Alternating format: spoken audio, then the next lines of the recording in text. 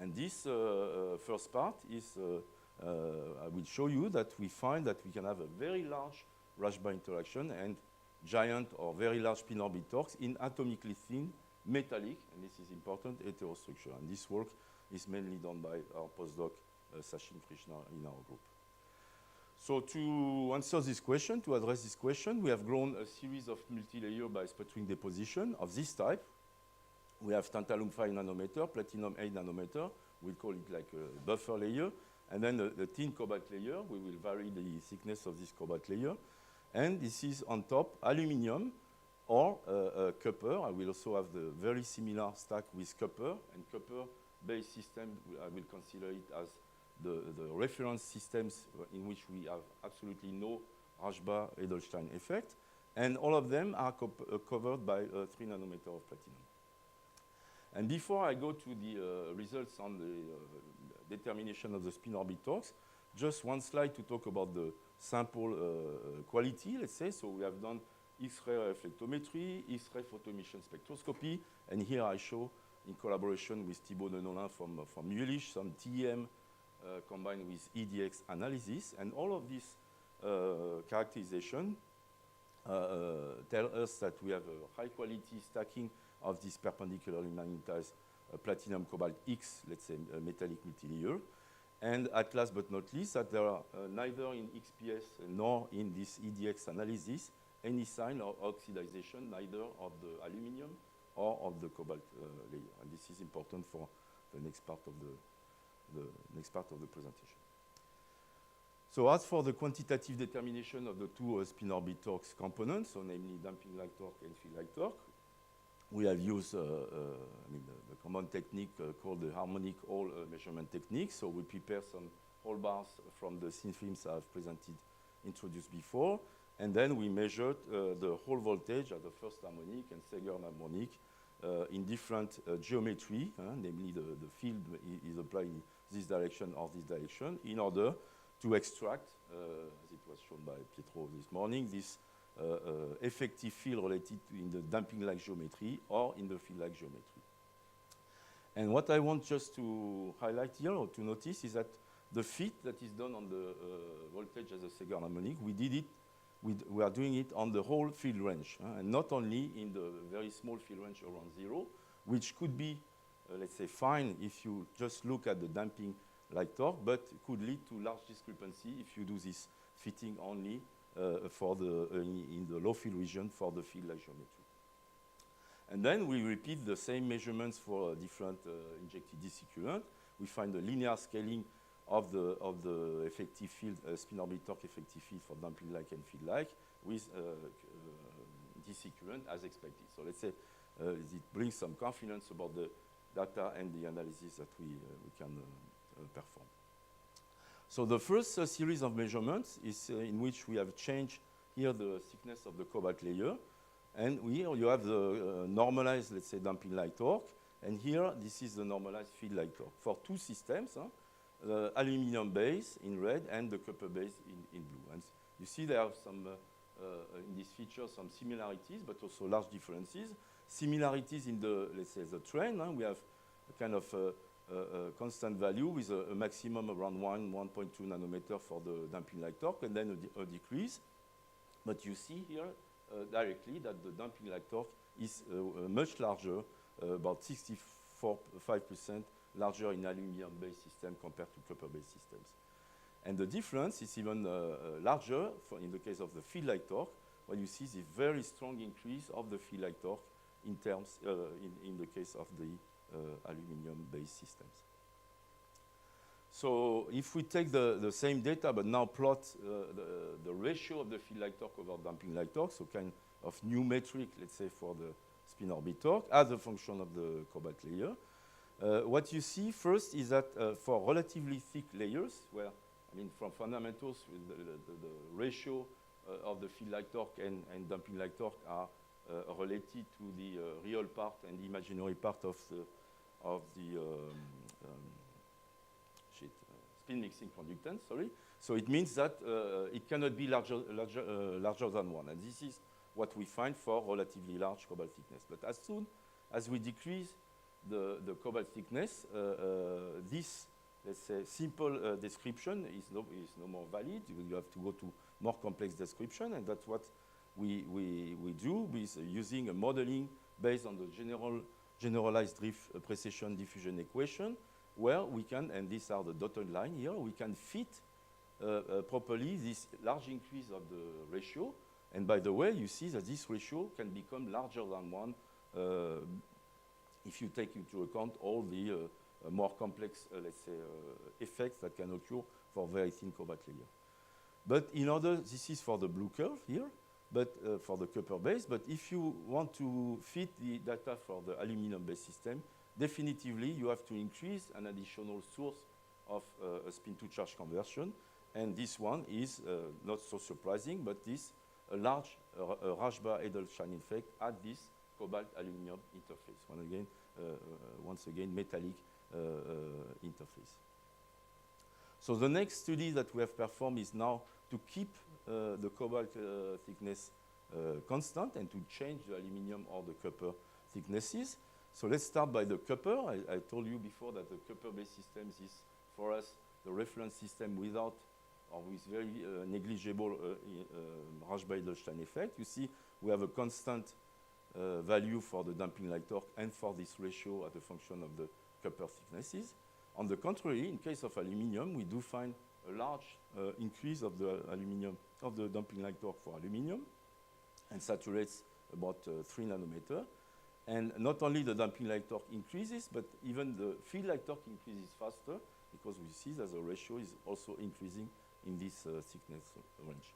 And our explanation, we believe, is related to the fact that in the aluminum layer here, in fact, the spin-to-charge conversion effect occurring in the top platinum layer, let's say, feels the strong spin orbit coupling at the cobalt-aluminum interface and creates a discontinuity or a cancellation of the spin current coming from the top platinum layer, meaning that this interface play a bit the role as a kind of a spin memorials effect. So basically, in this case here, you recover the full amplitude of the spinel effect that's coming from the bottom platinum layer. So in terms of number, there is about 30% increase of the damping light torque and close to 200% increase of the field light torque compared to state-of-the-art values of the spin orbitals. So after having measuring these spin orbitals, we use, we try to look at the current-induced magnetization switching in relatively large structure.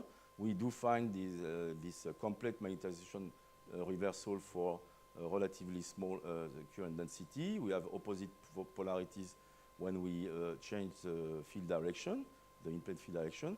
And more interestingly, I think we find that there is a strong variation of the threshold current density for switching that depends on the aluminum layer, aluminum thicknesses, and we find the minimum value in the case where we do find the maximum value for the spin orbitals. Okay, so the second part of the presentation is a study in which we have tried to go even further in the engineering of the spin orbit torques and target there to have an efficient Skyrmion motion, and this is a work mainly done by Yanis Sassi, that is PhD in our group.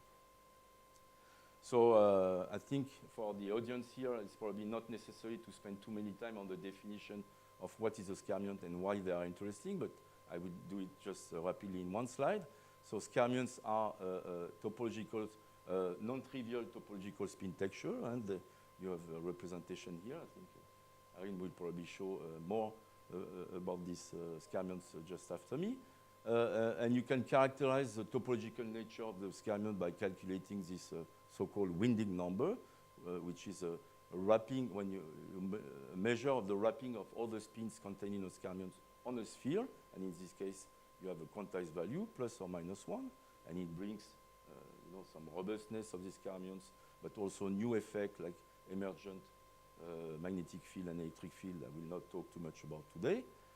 In magnetic multilayers, the Skyrmions, they are stabilized by the interfacial Gauss-Eskimo interaction, and I just want to use this opportunity to advertise two recent work that we have published on the, let's say, origin of the Jaroszynski-Mora interaction.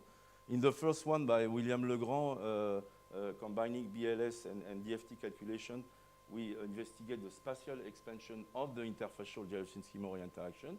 And let's say the conclusion is that it's a bit more than just an interfacial effect. And in the second paper by Fernando Arejas, together also with Stefania Pizzini here, we demonstrate a very strong linear correlation between the measured DMI and the work function difference between the cobalt and a series of material that we put on top of the cobalt. Okay, but beside the fundamental interest of scarmions, the interest for this topological spin texture has been also because they could be very interesting for application.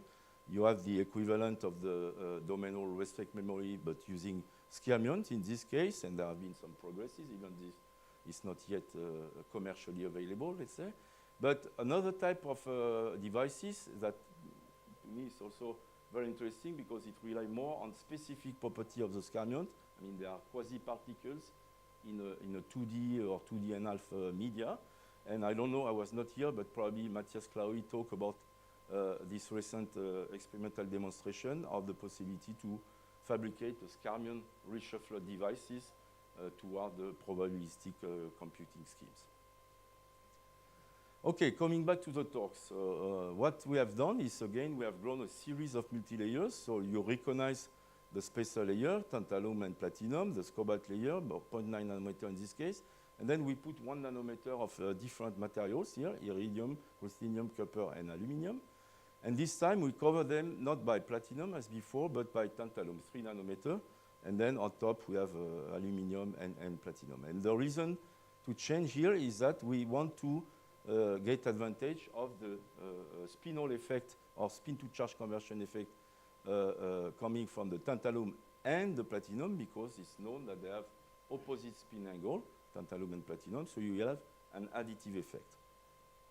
And these are the results of the measurements, again, using the harmonic Hall technique of damping light torque and field light torque for the 4 systems. And I think the color here. So you find that we have, for the aluminum-based systems, we have an increase of the damping light torque about 30% compared to the copper one. And interestingly, again, the field light torque component is very different in the aluminum-based systems compared to all the other ones, with about a 4-time increase of the field light torque. And so then we prepare some tracks from the different films and measure the velocity of the scarmions against current density by Moog imaging. I don't know if it's very easy to see here, but we do have some scarmions that are moving for this current density. You can increase the current density. So this case is for the platinum, cobalt, aluminum 3 platinum sample, kind of a reference sample. And then we can measure the velocity of the scarmions as a function of the current density. Okay, these are reasonable value, let's say close to state of the art, about 20 to 25 meter per second for 3 10 to the 11 amps per meter square. And we can also measure the scarmion Hall angle. We have an increase of the scarmion Hall angle for the lower current density, and then stabilization of this value, which is supposed to correspond to the case where we enter the steady regime or the flow regime for the scarmion motion. And now we repeat this experiment on these systems with ruthenium in between the cobalt and the tantalum, and it's even maybe more difficult. But if you could see a lot of scarmion moving here, and then moving faster and faster when we increase the velocity. This is the velocity as a function of the current density. And just to compare the two systems, this is the one I presented before, and you see, thanks to this additional torque coming from the, let's say, the injection, the double injection geometry, we have a clear increase of the velocity as a function of current density, and also a decrease of the threshold current. Just one point I would like to emphasize, these points are really average over many current pulses, but also many scarmions. These are not single events that could happen for the velocity of the skyrmions. Okay, if I summarize these first two parts, I will do it globally. So we show that we have investigate in detail the spin orbit torque, the origin, and what component of spin orbit torque can be increased or optimized in ultra-thin metallic heterostructure. We find in particular that we can have a dominating Rasch-Beilstein effect in the case of aluminum-based heterostructure together with giant field-like torques, and this leads to a significant decrease of the threshold current for switching in this case. And for the skyrmions, that by combining both this optimization, let's say, of the interfacial origin of spin-to-charge conversion and spin orbit torque and the double injection geometry, we increase the velocity of the skyrmions. And I have no time to speak about that, but we can also nicely cancel the skyrmional angle at the edges and accelerate the skyrmions.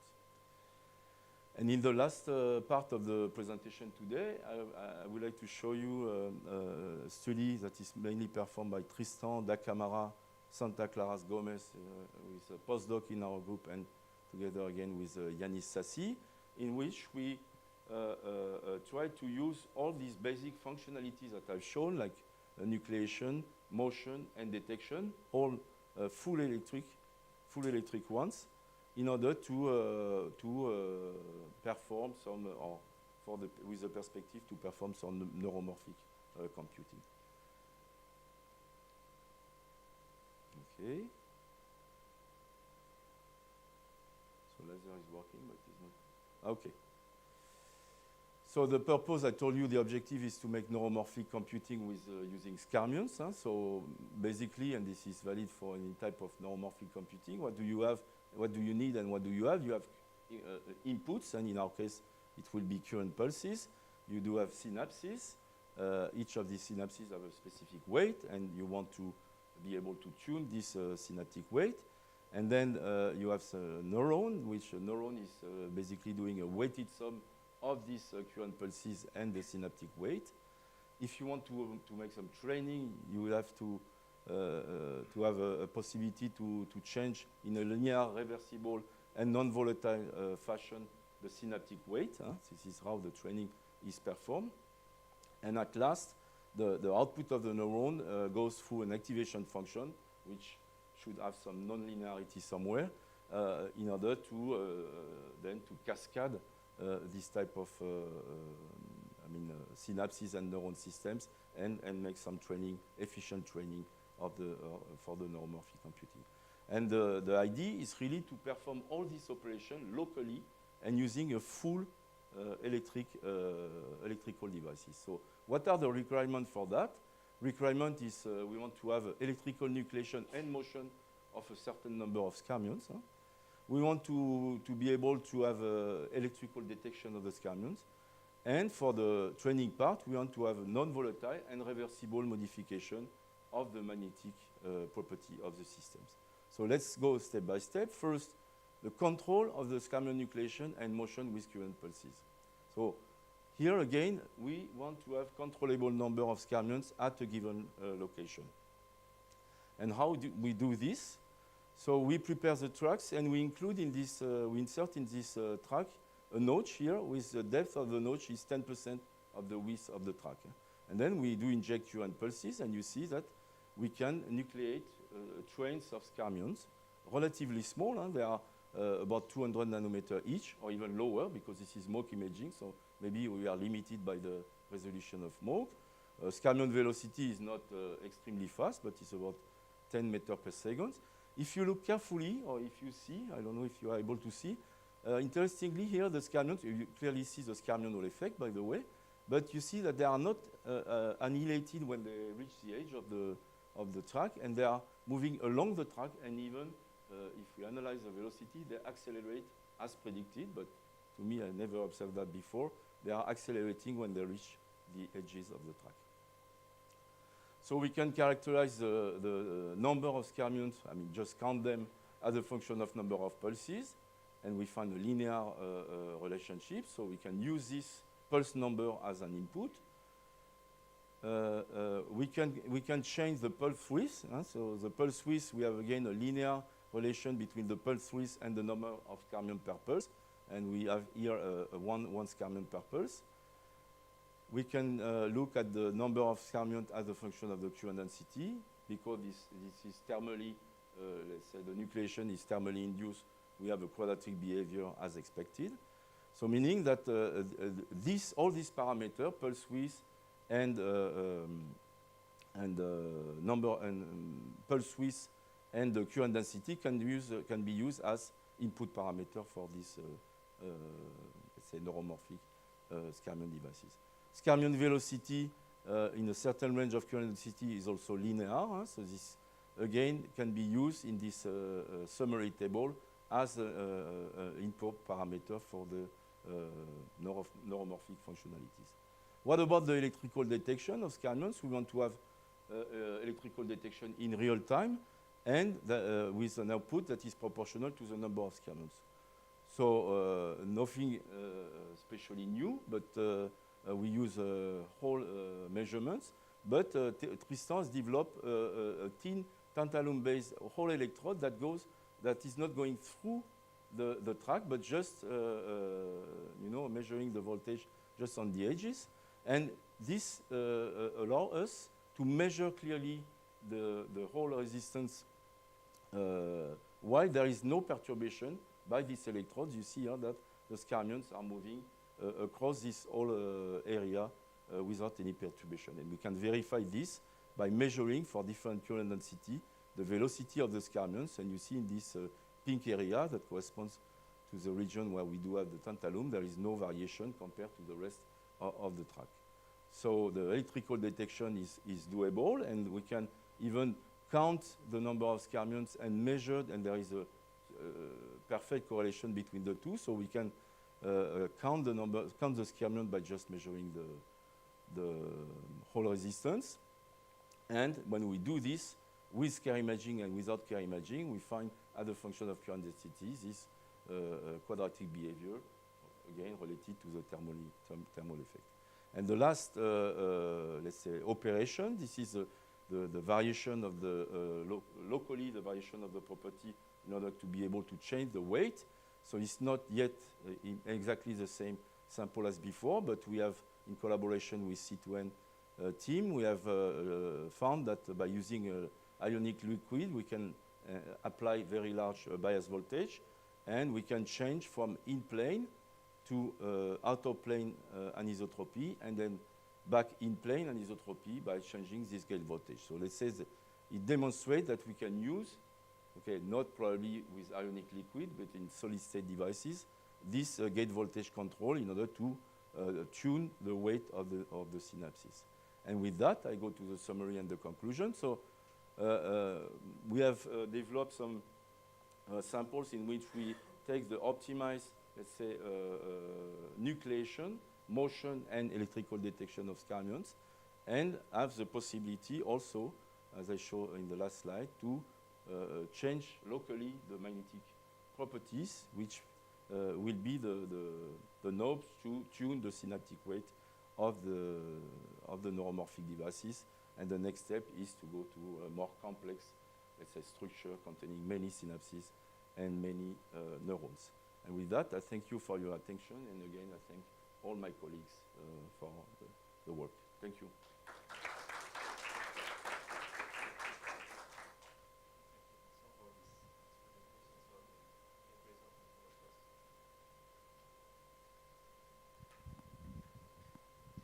Thank you for the nice talk. If I saw the movies correctly, once in a while you had like a nice street of skyrmions, and sometimes you had like two streets, and sometimes you got even stripes. Yeah. Do you understand when you get what? So yes, the stripes, we mainly see them in the case of the platinum, cobalt, aluminium, something, platinum or tantalum based systems.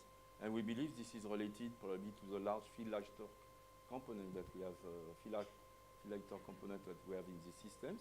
In the second system I showed with platinum, cobalt, ruthenium, tantalum, they stay well-defined skyrmion. They move. They are not changing towards, let's say, stripes. So this is the second part of your question. And the first part of the question, it really depends on the actual shape of the notch. In fact, if you have, even if we try to do our best, this notch might have two, hotspots for the current, and it might generate like two lines of the Scamans. But what is good compared to, let's say, a restrict memory-like application for this, we don't really care about the actual number of Scamans. The important is to be able to count them. I mean, to know how much you have and how much are going through. So we are more relaxed, let's say, on the criteria for the nucleation and the motion. Thank you. Yeah, thanks. I think the results on the aluminum enhanced torques are very interesting, but so normally we associate a strong rush-by effect at the interface with oxidation, right? And here you show kind of the opposite, right?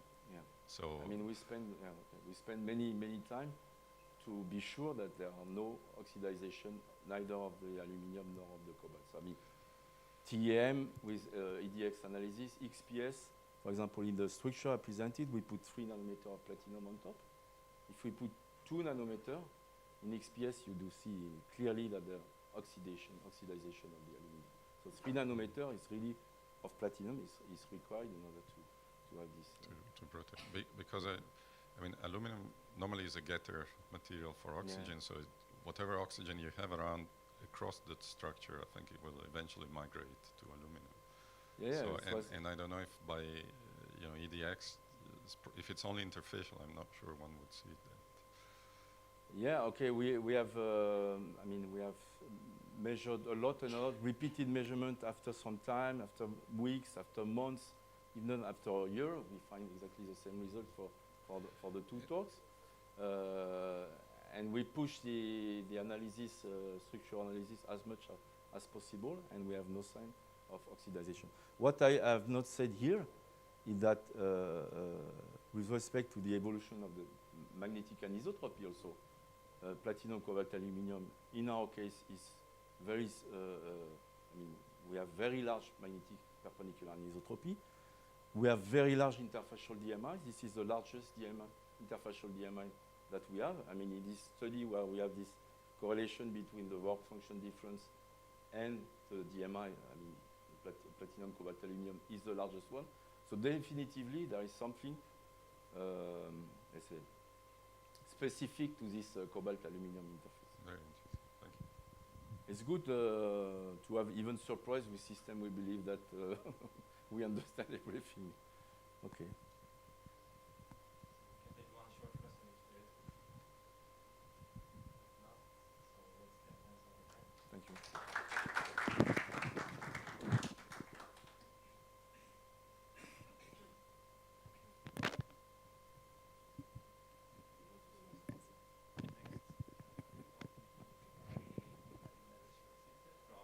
From University of Duisburg-Essen. The title is so topological magnetic structures and their dynamics. Check. No? Okay, now. Thank you very much for the kind introduction, and thank you for inviting me to this conference. So, after 2 more experimental talks, I would like to give a bit more theory insight, also about mainly magnetic skyrmions, and also about the dynamics. So first I will give a brief intro to magnetic skyrmions and the skyrmion Hall effect, which we have heard about already. And there are many ways to get rid of the skyrmion Hall effect, and I will show some of them, but I would like to highlight also one that we've been recently working on. Instead of building tracks by building the material, we can also just use magnetic structures to build tracks, and also I will show how to create, at least in theory, a protocol for creating skyrmions in these magnetic tracks. This is a work done by my student Ross Knappmann, Davide Rodriguez, who's now in Italy, and Jan Marcel. And in a second part, I would like to show that actually we can also have a non-zero skyrmion Hall effect even for topologically neutral or topologically trivial magnetic structures. That's a work done by my student Robin Misiska, Davin Rodriguez, and Jonathan Leliat from the MUMAX team. So let's start simple. A short review about magnetic skyrmions. So there were theoretical predictions quite early on by Bogdanov and Jablonski. The first experimental result was finding skyrmions in the form of a skyrmion lattice, where you see a neutron scattering picture here. And what you need to have to get skyrmions is you need to have broken inversion symmetry. This you can see by going through the skyrmion structure. If you go from left to right, you need to go from up to down. This you can either do by rotating to the left or by rotating to the right. So the inversion symmetry you can break spontaneously by just having it broken, or you can break it explicitly like we have seen in the results when we use, for instance, Jalushinsky-Maria interaction, where the material itself breaks inversion symmetry. Skyrmions by now have been found in many different magnetic systems, including metals, semiconductors, insulators, in bulk and thin films. And also what has been a huge advantage to the field is that we have them above room temperature. So these first ones were below 30 Kelvin. Their size can be engineered, and all of them, at least from the theory side, can be traced back by having one interaction scales that would like to have them aligned, and one interaction scale that would like to have the canting. So when you go around the circumference of the skyrmion, it's just up, and when you cross it, you need this canting. And whatever interactions you find, you can then try to get these skyrmions. You can detect them by various experimental techniques, as we have seen in the two previous talks, and they occur in systems that are device relevant. We can create them, manipulate them, and also destroy them by different means, by electric currents, magnetic fields, and so on. And there's more than just the skyrmion texture, as we've been also seeing this morning. So there are more structures around. So what makes skyrmions cool? Well, they can be, oops, never this button. Okay, please could you? You didn't do it. Yeah, never this button, but I got lost.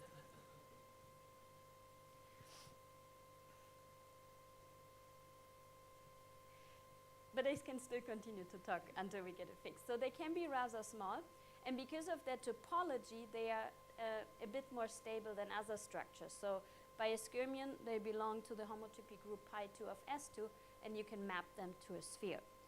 So we are back, thank you.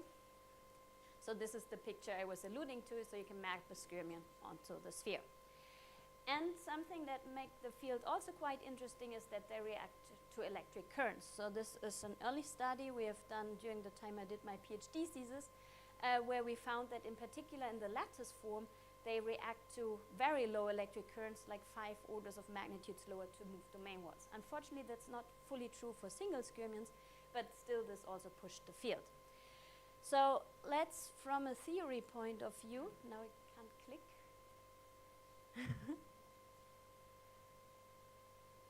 Let's, from a theory point of view, let's look at the forces that act on a skyrmion from a general point of view.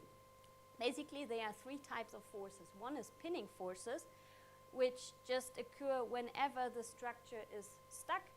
Then the electron can move, and the video is not working. Okay, we checked yesterday, but now it's not.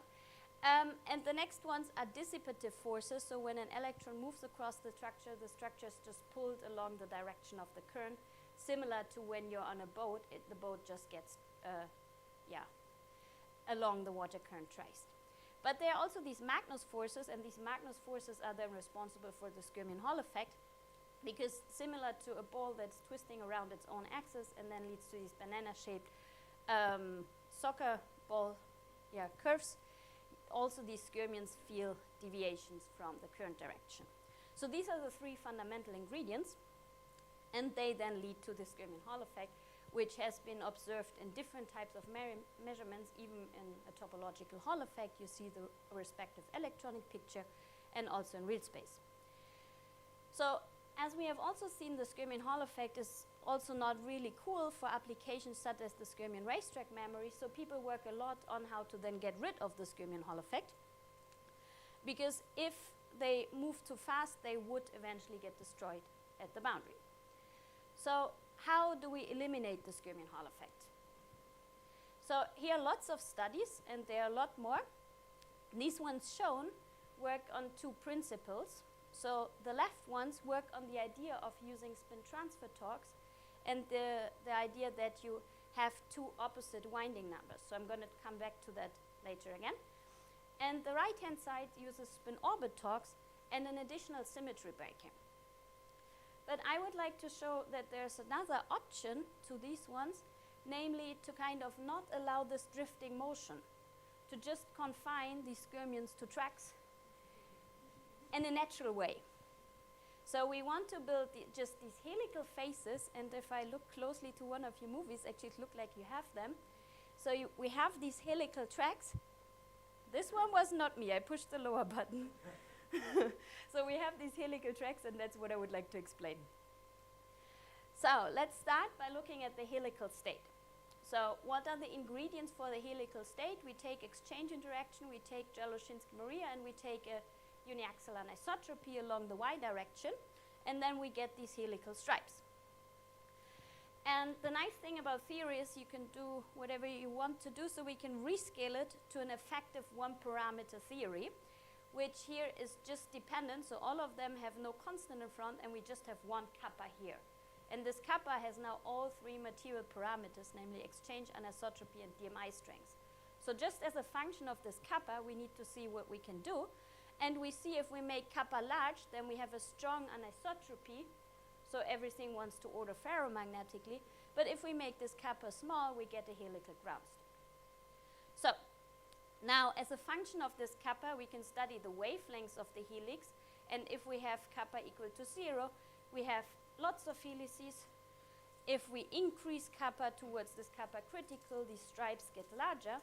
And what we also see is that the profile changes, so the profile from a smooth one changes to something where it abruptly changes.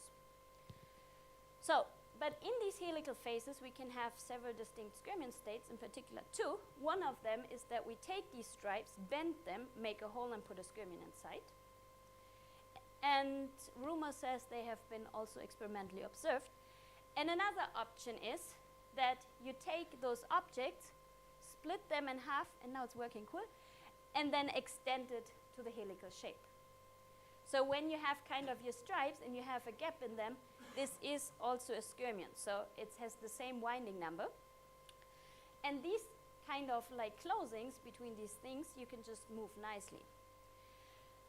When you look into the literature, actually these ones, when you just compute these models, as we did and also previous study did, they are energetically the ground state, so they are lower in energy than these interstitial skyrmions. Okay? So now we can nicely move them, so we can apply current and we drive them. We can also We can also do it with the second one, we just move them. And when we perform a TILA analysis, then what we see is that whatever we do, we just get a current, or we could just get the drive along this track. So what we need to do for this is, of course, kind of pin these helices, but very often when I have these large stripes, they are anyway pinned. And even when I apply current along the y direction, I still get a motion along the x direction. So that's cool, because as a theorist, we now have two tools. We can apply current in x direction and y direction, so I have two independent tools, and I can do different things with them. So what is also nice, if we look at the speeds, so we can compute the speeds as a function of the applied current density, and we see that we can move them with, in theory, 90 meters per second about, and then we can move both of them. Sure. They also start to deform. So if we apply more and more currents, then they start to deform. So this dij is kind of like an information of how much they deform. And what we see is these interstitial skyrmions, because they feel the pressure from these two lines, they don't deform so much. But these ones, they have more tendency to deform. The other thing that we see, which is really cool, is that we can tune the speed not only by applying the current differently, but by looking at a material that has a low damping. So the damping here goes in as 1 over alpha. So if we kind of have a low damping material, then we can nicely increase the speeds. So as a function of increasing current strength, there are lots of things that happen. We have a pinning velocity. below which the texture remains pinned. If you just do theory and you have a super clean sample, this one is 0. If we go a bit higher, we go into a moving regime where these structures nicely move. But the higher I go, they start to deform.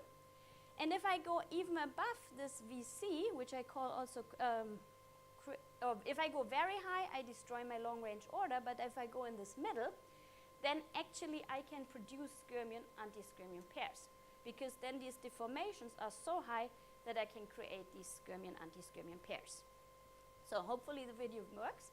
So what you see here is the current strength as time, and we increase it. And what you're going to see here, we have put some sort of impurity with a higher anisotropy strength, and now it starts to deform around this impurity, and then we start to see these H-shaped skyrmions here and an anti-skyrmion here. So in case the movie didn't work, I just put a picture series here, and below you see the winding number structures. So you can see that in the end we have something purple here, something green here, so one has a positive, one has a negative winding number. So we have a skyrmion and an anti-skyrmion created. Unfortunately now our impurity looks a bit stupid and not like at the beginning, so we need to have some sort of idea on how we restore it. So therefore we came up with kind of a protocol on how to create, restore impurity, and create another one. So we have now the advantage that we can apply currents in X direction, shown here in blue, and the green ones are going to be the current in Y direction. So first we did a pulse, and we end up with this image. Now we apply current in Y direction, which allows us to move the skyrmion away. And we didn't just consider this one, but you could also work with the one on the other side.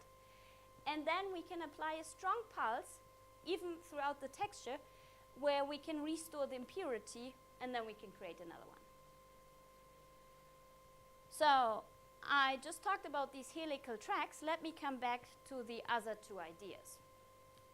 And more importantly, because here you see this W, which is related to the skyrmion winding number, but here you don't see it. So also to the question, what is the role of topology in the skyrmion Hall effect? Because this has been very much debated. What does topology actually mean? If you look at the LLG equation in a very general form, you see how the magnetization changes over time, and we can add torques here. And we have seen that there are different types of torques: spin transfer torques, spin orbit torques. So let's start with spin transfer torques. If I do spin transfer torques, and I just do a very simple calculation to see the basics of the core ideas, and we do a Taylor ansatz of just a rigid moving structure, which we can just plug in. And then we get an effective equation of forces, which are the forces that I explained in the beginning. So we see gyrotropic forces, the Magnus forces, dissipative forces, and pinning forces. If we neglect pinning for the moment in the moving regime, then we can solve this object. And this G here has the skyrmion winding number in it. So here we have directly the topology entering. So if we look at the skyrmion Hall angle, which we then can compute, it has the skyrmion winding number. So let's look at this equation, and it vanishes for structures that don't have a topological index. So it's also independent of whether you're Bloch, Néel, or something in the middle. So it's just independent of the helicity of the skyrmion. It changes sign when you go from plus to minus winding number, because here it's quadratic, here it's linear. So if you do up or down skyrmion polarity, it has a different sign. So this gives you one recipe to eliminate the skyrmion Hall effect. Okay? How? You take one skyrmion with plus winding number. You take one skyrmion with minus winding number. You apply current. Each of them would have a skyrmion Hall effect in a different direction. But if you couple them strongly, then they move straight. So this coupling strongly you can do in different ways. You can just do synthetic antiferromagnets. You can do directly making them into each other by having antiferromagnets, or you can do a skyrmionium where you basically extend one skyrmion and put another skyrmion inside. So spin orbit torques, let's look at them now. So with the previous one, we saw the winding number is a key part. So now let's look spin orbit torques. So spin orbit torques, if we do the Taylor analysis, we can also compute the skyrmion Hall angle. what we see, it does not simply change sign when we go from plus to minus, because we have these other terms here. So what we see is if we have a plus and a minus polarity, we do get an asymmetric Hall effect. So one of them would, for instance, move a little bit only, and the other one would move a lot in a different angle. It also depends on the helicity of the skyrmion. So here we have a difference whether we are Bloch or Néel. So for Néel, actually they move rather straight. For Bloch, they move perpendicular. So this also gives us a recipe of how to get rid of the skyrmion Hall effect. Namely, we just tune the helicity such that these two effects compensate each other. So these are basically these two types of effect you can play around with. So spin transfer torques, and the idea that you have these opposite topologies, and spin orbit torques where you use an additional symmetry breaking, and I just explained this upper right one. But what is now nice is that you can do a very simple equation, 0 plus 0 is non-zero. So what do I mean by that? You can try to combine these two techniques to actually get a skyrmion Hall effect now for a topologically trivial structure. So let me explain this. So, oh, nice. Okay. So now we have these two winding numbers with a strong coupling, and if we use spin orbit torques, we will see that we actually get a deviation. So we will get a non-zero skyrmion Hall effect, even if we have two opposite winding numbers. So in this, the idea is that the forces on the top and on the bottom skyrmion are not the same. So they don't cancel the perpendicular components. And this you can realize in synthetic antiferromagnets, in antiferromagnets, or also for the skyrmionium. So from the theory side, what is nice, and also the skyrmionium really is something that is a topologically trivial structure. What is nice from the theory side is that you can describe everything on the same framework. So we can just do one Thiele analysis by having two skyrmions with two different radii, where we can do the same thing also with the skyrmionium. So you have an inner skyrmion and an outer skyrmion. And then you can look at all these individual terms that enter, and what you immediately see is that this G here is plus and minus 1 for each of them, so it cancels overall. Okay? And all the other terms are remaining, so you can get a net skyrmion Hall effect. So the topological part vanishes, but in the simplest case, so of course we computed also the long expression, but I just want to show this a simple case where we have the two radii equal to each other, then the skyrmion Hall angle is just proportional to the helicity. So this we also confirmed by micromagnetic simulations for the case of the skyrmionium and also the synthetic antiferromagnetic skyrmion. So how do we obtain twisted skyrmions? I think you have them even in your materials, not only Bloch and Néel. DMI is kind of the key ingredient. If we just kind of mix what is called interfacial and bulk DMI in the community, then we get these hybrid types of DMIs. Or if we have dipolar interactions, and well, the naive idea would be to take a non-centrosymmetric crystal and have something with strong orbit coupling below, then you get interfacial and bulk DMI. Or you just look immediately into crystals, because that's just a reminder. These ones appear because the crystal or the system itself has a certain symmetry class, so you can also try to look into systems which have the corresponding symmetry class. So other options that were also shown in this conference were to kind of change the DMI, oxygen-induced DMI, voltage-controlled DMI, and so on. Magnetostatic interactions play a role because they favor Bloch. But what is interesting for us is that it's independent of the source of where you get this helicity from. So the effect, at least in theory, remains, and then you should get this non-zero skyrmion Hall angle. And since we are no longer talking about something with a topology, maybe we need to think about whether we still call it skyrmion Hall angle. So with this, I'm at the end of my talk. I told you two stories. One is that we can create skyrmions in the helical phase by providing natural tracks. That we can have a non-zero skyrmion Hall effect for topologically neutral structures. And I would like to acknowledge the funding, thanks to my team and our collaborators, and for my family for the support to be here. Thank you very much.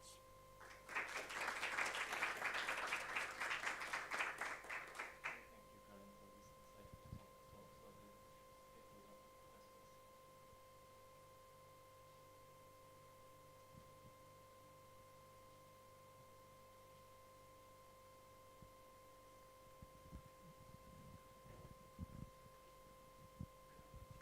Thanks for the nice talk. I wonder about the first topic you covered. There you have a nice direction of the stripes of the helical state. But if I saw it correctly, you have a DMI which allows several directions of the helices at the same time.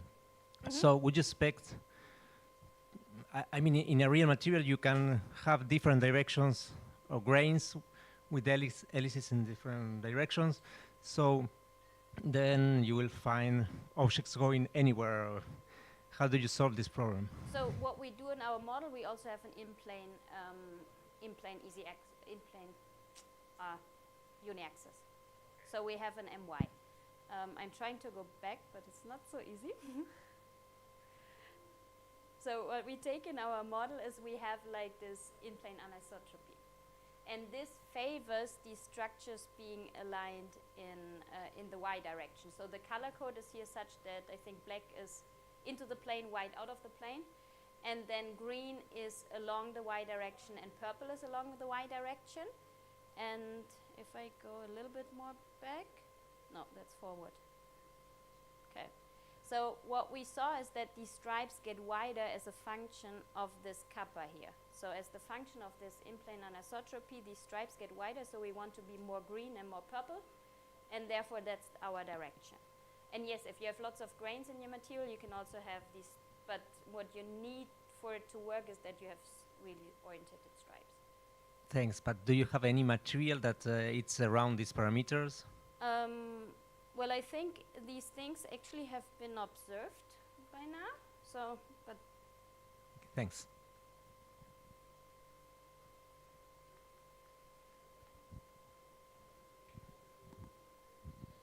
Yes, so I was wondering whether you consider spin transfer torque driving as a fact in experiments, or if there is any strong evidence that this is occurring. you mean here? No. So you analyze the different type of Hall deflection for the two driving mechanisms. So there are systems where the main wall motion driven by spin transfer torque is very relevant. So is that the case also for skyrmions, or? I had the feeling that the original works were spin transfer torque, and spin orbit torque appeared later. Yeah, but I mean, your feeling now, if you sort of look at the literature, what would you consider as the most relevant? Of course, spin orbit torques are more effective, and that's right now because you make it a little bit faster, more efficient. That's the way to go from the experimental side.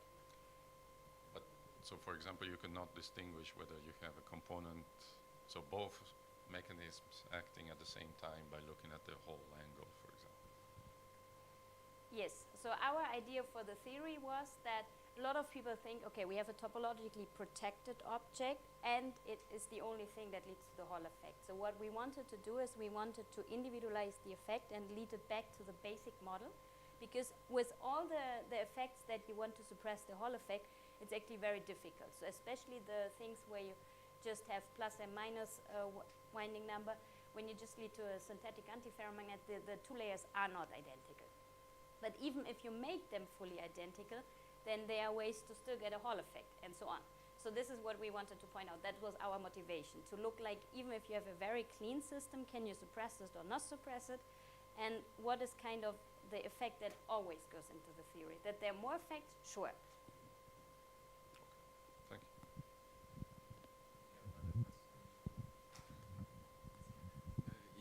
It's more a comment and related to your question, Pietro. In fact, even for domain walls, the old style spin transfer torque can be very efficient. We demonstrated a long time ago that we can reach in magnetic tunnel junctions domain wall velocity up to 500 or 600 meters per second for similar current density. But what you said this morning, that the nice thing with spin orbit torques is that you have naturally the good symmetry. You don't have to create complex MTGs, whatever. And this is, I think, okay. But let's say, spin transfer torque is also very interesting.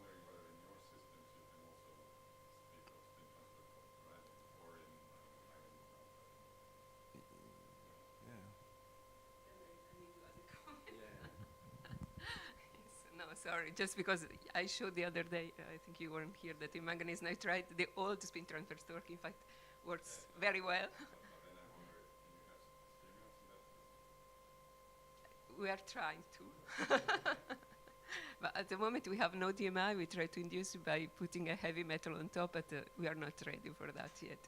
And then I had another comment on, we had a paper published in 2020 on C2V film with C2V symmetry, in which we show the presence of in-plane anisotropy, which induces a DMI anisotropy, and we have these stripes in which they are very similar to your system.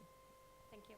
But actually, in order to have skirmers, then we need to apply a field, and so we destroy the stripes. Yeah.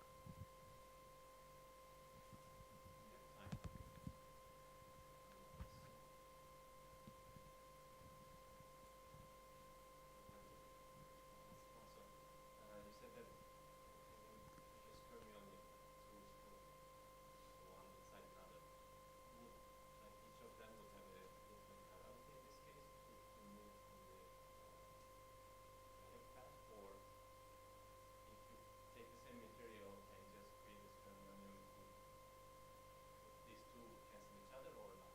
So you mean the winding number? Yes, so you have two like No, you number- keep rotating. yes, you keep rotating, so you have the same So the winding number, if you just compute them, they're opposite. yes. Okay. But then they would give rise to different length. Yeah, but they are strongly coupled, so because they can, one cannot move out of the other, so each of them feels kind of this force to go away, but if they are strongly coupled, then they can only go straight. And then to realize it in the material and experimentally. So skirmioniums are observed.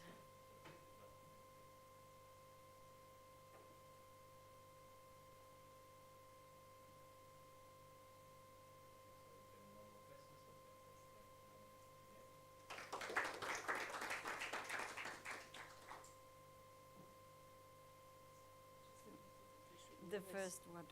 No. Never the first one, but it just automatically happens. So this is different from the one that we had the other day. But you also need. This is to go forward. Yeah, this is to go forward. So the next talk is given by Stefania Oof, I don't know where to put it. Ziner, Grenoble, France. And the topic of the talk is tuning the dynamics of chiral memoirs from ferrimagnetic fields with magnetic magnetotating strengths. Does it work? çalışmıyor.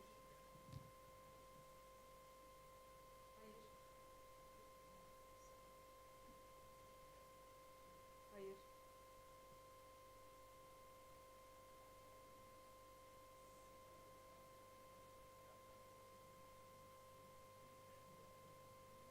Hayır. No.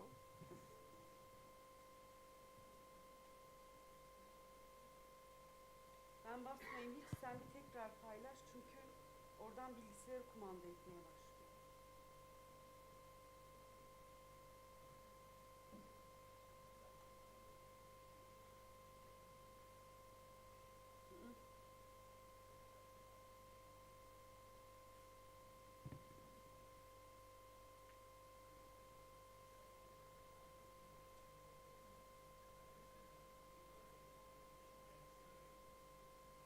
PPT'yi aktif hale getiriyor musun? PPT'nin üstüne tıklaman lazım. I don't think it's because of my presentation.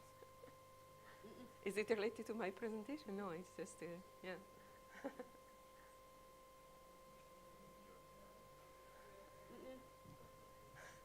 Yeah, it is my presentation. I changed the title. Yeah, it's just, okay. Otherwise, I have a pointer, but it's because Bir daha paylaş da.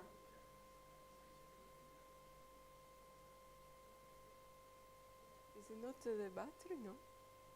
Ah, does it work now? Can I check? Okay, this works and this. Okay.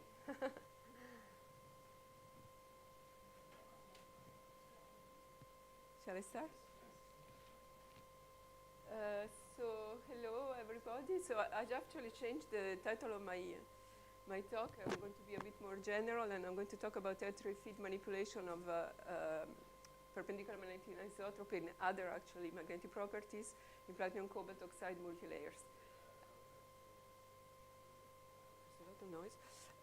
So I need to acknowledge the work of my postdoc Alain Fassatoui. It's too much noise. Thank you. That was funded by the DARPA project, and then Christina Balan, my PhD student, that is funded by Marie Curie Actions. And this is a collaboration between our group at Institut Niel and Spintech Laboratory. Electric field manipulation of magnetic properties have been actually found, pioneered in our group by my colleague Dominique Givor in 2007, and they showed that by thin iron platinum and iron palladium layers, that by applying electric field, this time in a liquid electrolyte, they could change the magnetic anisotropy by a few percent.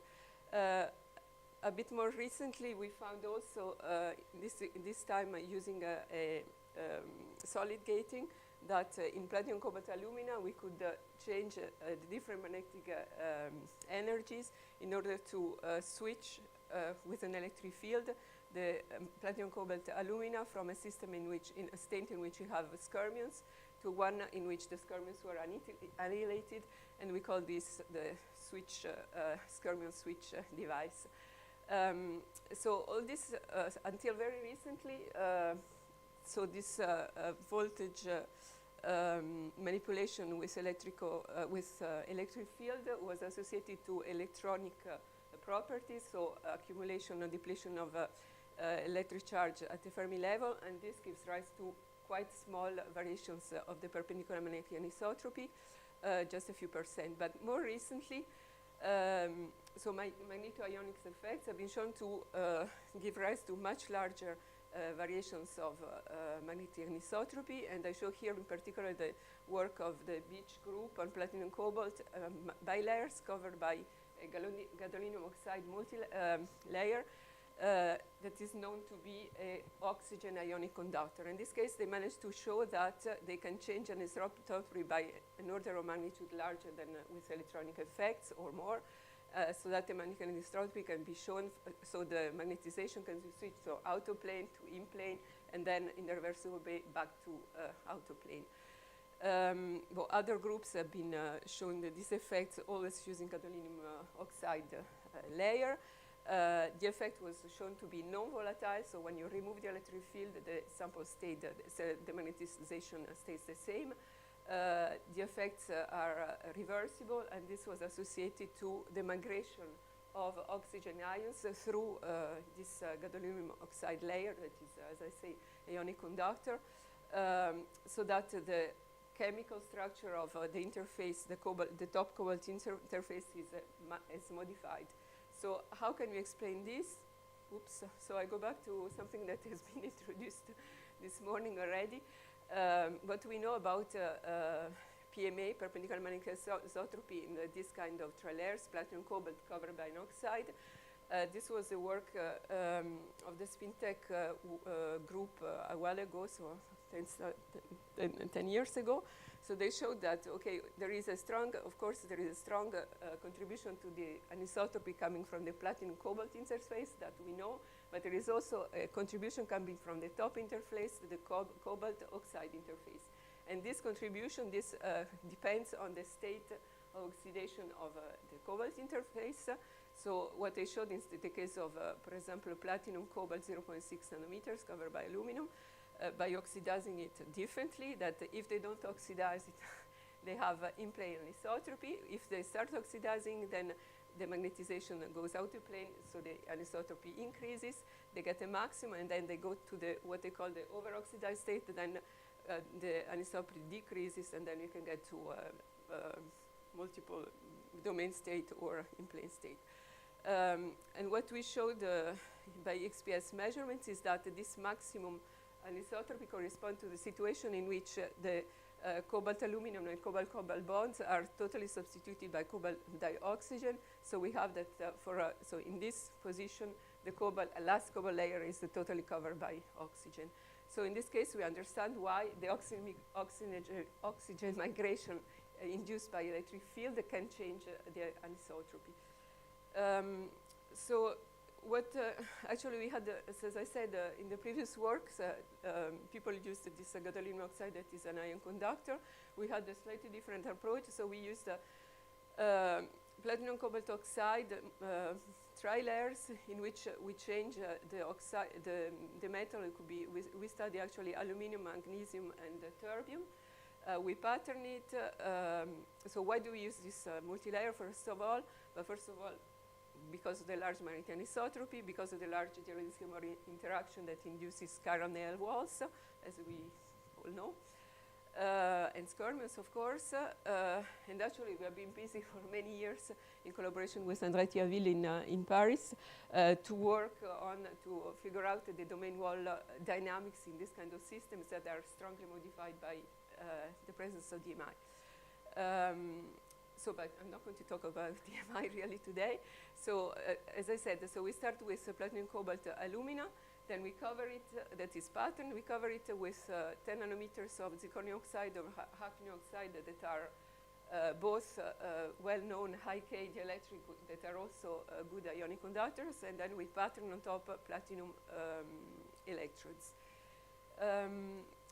Okay, so then, I just show you some examples of the results obtained the last couple of years. So the first system is platinum cobalt aluminum oxide with zirconium oxide as a dielectric layer and platinum electrodes. So in this case, we start with a sample, so it's 0.6 nanometers of cobalt. In the pristine state, we have these square loops with large perpendicular anisotropy. If you apply a positive voltage, you can see that we can reduce the magnetic anisotropy, actually in a reversible way. I show it here. So if you apply the opposite voltage, so the negative voltage, then we can go back to the initial large coercive field. So what you observe is that this effect is non-volatile. So if you remove the voltage, the gate voltage, then the state stays the same, the magnetization stays the same. And as you see here, it's reversible. So we interpret this because of the non-volatility. We interpret it in terms of migration of oxygen ions within the zirconium oxide layer down to the aluminum cobalt interface. And since we started from an under-oxidized state, the application of a positive voltage drives oxygen away from the interfaces, and then we have a decrease of the anisotropy, and the opposite for a negative voltage where we start oxidizing the sample and therefore increasing the anisotropy. So for the same sample, so we see, but we also show that the effect, the effect of the gating, and therefore the decrease of the anisotropy, changes also the reversal mechanism in these strips. So you can see that here in the initial state, so in the pristine state before applying the electric field, you have that the reversal occurs by, these are just Kerr images. The reversal occurs by the nucleation of few domains and the propagation of domain walls. You can see here the domain walls within the electrode area that are this white part. And then if you apply the electric field, this time 2 volts for 5 seconds, then you can see that now the procedure, the reversal occurs via nucleation of reverse domains, and then their density increases as the time application of voltages increases. And then if you apply the opposite voltage, then we go back slowly to the initial reversal mechanism due to propagation of domain walls. Okay, then I just wrote down here that the electric field efficiency is very large in this system, and it's actually the same order of magnitude that was obtained by the Beach group at high temperature, while all these measurements are carried out at room temperature.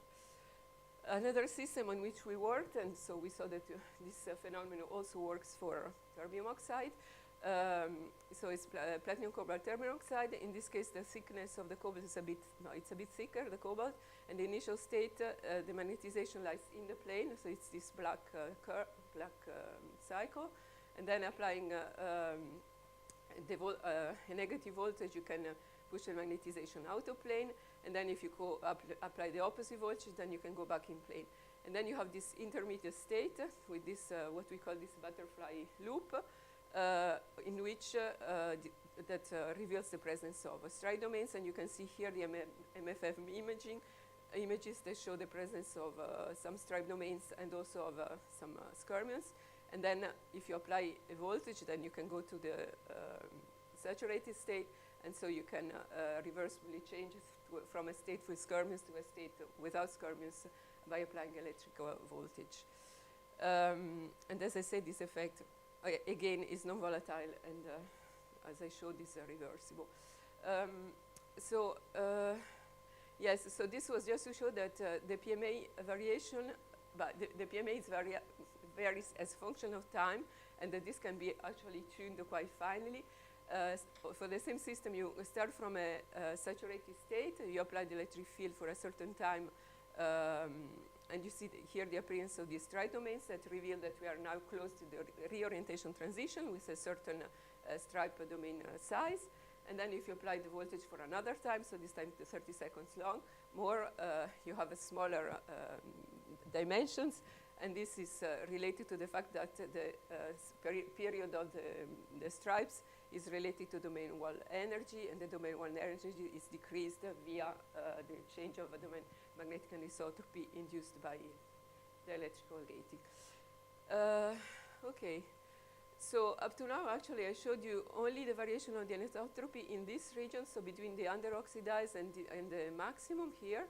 But we showed that actually we can realize a much larger variation of anisotropy, in this case platinum cobalt terbium. We can go from the under-oxidized state here, actually it was from over-oxidized state, up to the maximum, and then from the under-oxidized state, and vice versa. But also here I just show the variation of the anisotropy, of the coercive field as a function of time during the application of a constant voltage. And here, the way we did it, we just have one hysteresis loop taken every 5 seconds, and then we just plot the coercivity as a function of time.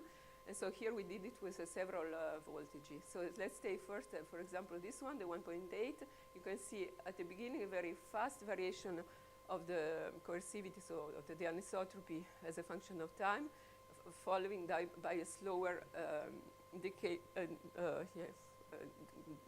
of the anisotropy beyond the maximum. And then what you can see is that as you increase the voltage, of course, you accelerate the process so that the switching occurs faster. But I don't have the time to show you, but we can, by a very simple model, we can model this variation of the anisotropy, this fast variation at the beginning, and this lower variation after the maximum, just by assuming a parabolic variation of the anisotropy, and then you see, this is a parabolic variation of anisotropy and a logarithmic variation of the oxidation rate as a function of time. Actually, this is in our paper here.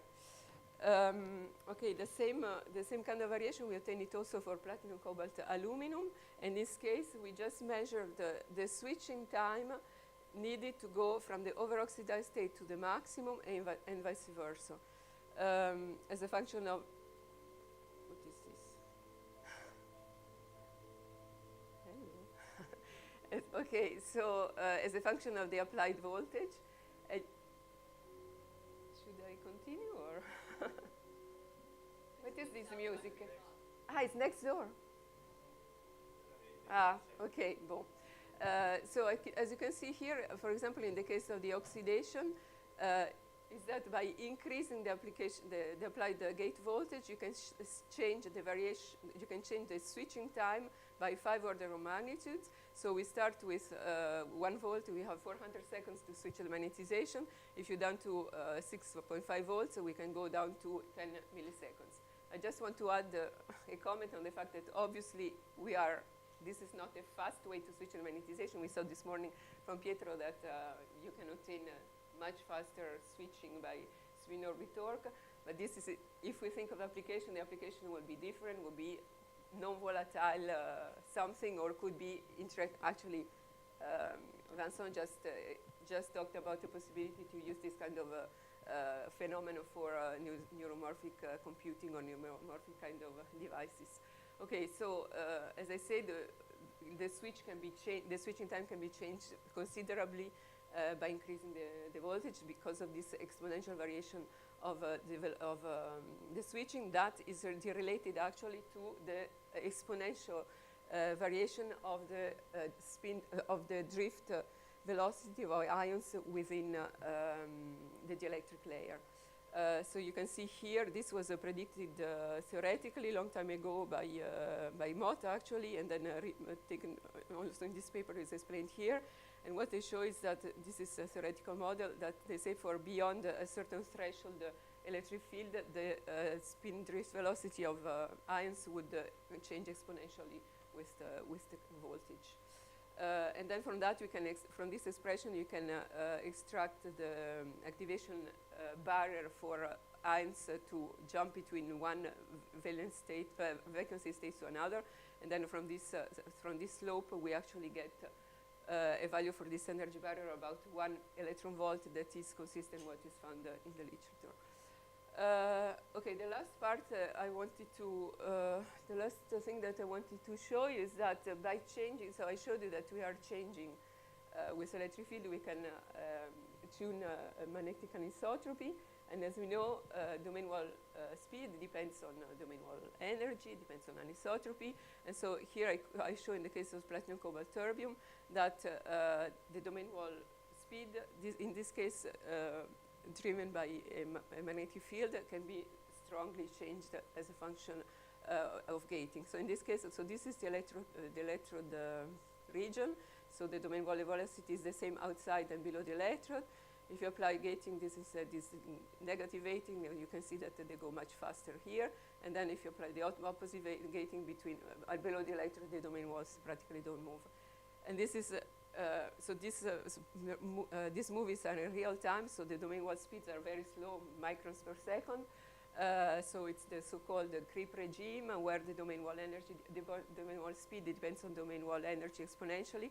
So by changing very slightly the anisotropy, you can have an exponential change of the domain wall velocity. So we have about a factor, I think, 15 of domain wall velocity between pristine and gated. Doesn't work anymore. Yes. But we were interested to see whether we could have a larger change of domain velocities, or also where domain walls go fast. And so far, actually, there are very few papers in the literature considering the high speed regime. So I found this work here, in which you can see that effectively, even for decent domain wall speeds, so large fields, you can have some maybe 50% variation of the domain wall speed by applying a gate. In this case, the variations are much lower. The maximum variation, anyway, you have them in the creep regime. And then there is this recent paper by Stuart Parkin group. In this case, these are spin orbit torque-driven domain wall motion. In his classical SAF system with cobalt-nickel bilayers coupled through ruthenium, in which he shows that because of what he calls the exchange torque, he has maximum domain wall velocities where you have compensated magnetization in the two layers. And then what he does, this time using ionic liquid, so he oxidizes part of the top layer, so the magnetization is no longer compensated, and then he has this variation of the domain wall speed. What we did is actually different. So we have a platinum cobalt terbium layer, so in which, as you know, cobalt and terbium are aligned antiparallel. So this system, so it's a ferrimagnet. The magnetization is pretty low. We measured in the pristine layer a compensation temperature of 100 K and a large anisotropy with an in-plane saturation field of almost 2 Tesla. So what we have, so before the applying the gating, you see that the volume velocity, this time driven by field, is very, very low. Even if with 300 millitesla, we have 20 meters per second. So how do we explain this very small speed? We explain it by saying that, okay, you have a very strong depending field. The depending field depends actually on the domain wall energy divided by the magnetization. Domain wall energy is large because of the large anisotropy, and the magnetization is small because we have a ferrimagnet, so we have this very, very small increase of the velocity. When we apply the gating, that actually pushes oxygen ions towards the interface, but towards the magnetic layer, then what you observe by Kerr microscopy is, first of all, that below the electrodes we have this decrease of the in-plane saturation field, and then in the domain velocity you can see that so by increasing keep increasing the gating, we have a decrease of the tipping field, and then eventually the recovery of this high domain velocities, those that we accept for system with high DMI and the current nail walls. So how do you explain this? So what we think is that by gating we start oxidizing partially the terbium layer, and this we expect therefore the magnetization to increase. We see that the anisotropy increases, therefore the deepening field decreases, and then we can recover these high speeds. So the idea is, okay, we have in this case passing from a system in which we are essentially having domain walls in the creep regime to domain walls in the field in the flow regime. We have this huge variation of the domain wall velocity. How many minutes do you have? Okay, so it's fine. Yeah. So the idea. So the problem about this kind of solid state device is that. So we had very small electrodes. The electrodes in this case they were, I think, 10 by 20 microns, but we went down also to 1 micron, 500 nanometers electrodes. So once you have modified your structure below the electrode, there is practically no way to, no technique to look what is happening, especially below 10 nanometers of the electric layer. So we have to propose a model. So what we propose, okay, the magnetization increases, and then we measure the PMA that decreased. So it turns out that many years ago we had measured this platinum cobalt terbium bilayers that we never published actually, in which we saw that by decreasing the contribution of the terbium in this bilayer, so we decrease the composition of the coterbium, we have an increase of the magnetization and a decrease of the anisotropy. That is exactly the behavior that we see in our gated systems. And then at the same time, you see that as you decrease the terbium thickness, you have this increase of the domain wall speed. So this sort of confirms that the model that we proposed is correct. So the idea is simply that we go away from the compensation of the cobalt and the terbium moments. I think it's finished. Yes. Okay, so up to now I showed you that we can modify the perpendicular magnetic anisotropy, the domain wall velocity is a consequence. I just asked, I had this slide yesterday saying, what about the DMI? Because there are systems in which we know that we do DMI. I don't show it today, but we did several works on DMI in these systems. And in particular here in this bilayer, we also showed that by increasing so by gating the system, we have a decrease of the DMI field. So as I say now, we don't have a means to measure the demagnetization and directly measure the DMI, because from the HDMI field, I need the magnetization. So we just did micromagnetic simulations from which we found out that there is a strong variation of the DMI as well associated to the gating. And I don't have time, we have a model, but maybe I don't discuss it today. And then what about the first two systems that I showed, the platinum cobalt oxide systems, in which I showed that there is a variation of the anisotropy due to the change oxidation of the state. we didn't measure actually DMI field in those samples, but I just wanted to remind you what we published a while ago in 2019 in platinum cobalt aluminum oxide and gadolinium oxide, in which we showed a very nice correlation between the variation of the anisotropy and of the DMI as a function of the oxidation. So as a function of oxidation of these bilayers, we have a variation of anisotropy and DMI that is following the same sort of parabolic curve. So I expected also by gating, we should have a variation of the DMI. And with this, I think that I finish. So I've shown you, but I think that so strong electric field effects in this kind of platinum cobalt oxide layers, so using zirconium oxide dielectric layer. We actually used also hafnium oxide dielectric layer and also some yttrium doped zirconium oxide more recently. I've shown you that the variations are large, they are non-volatile and reversible. It applies to different kinds of systems. And then we interpret this as an oxygen migration, modifying the rate of oxidation of the top cobalt interface. As I said, the effect is slow. Well, depends on what you call slow, but they are slow. But we also showed that they are largely tunable, and you can get. I'm pretty. I mean, it will never get to a nanosecond. You need to move when you move atomic species. You will never get to nanoseconds, but we can probably decrease it by still in the microsecond regime. And then I showed you also that domain walls velocity can be strongly modified by magnetoionic effects. Thank you very much.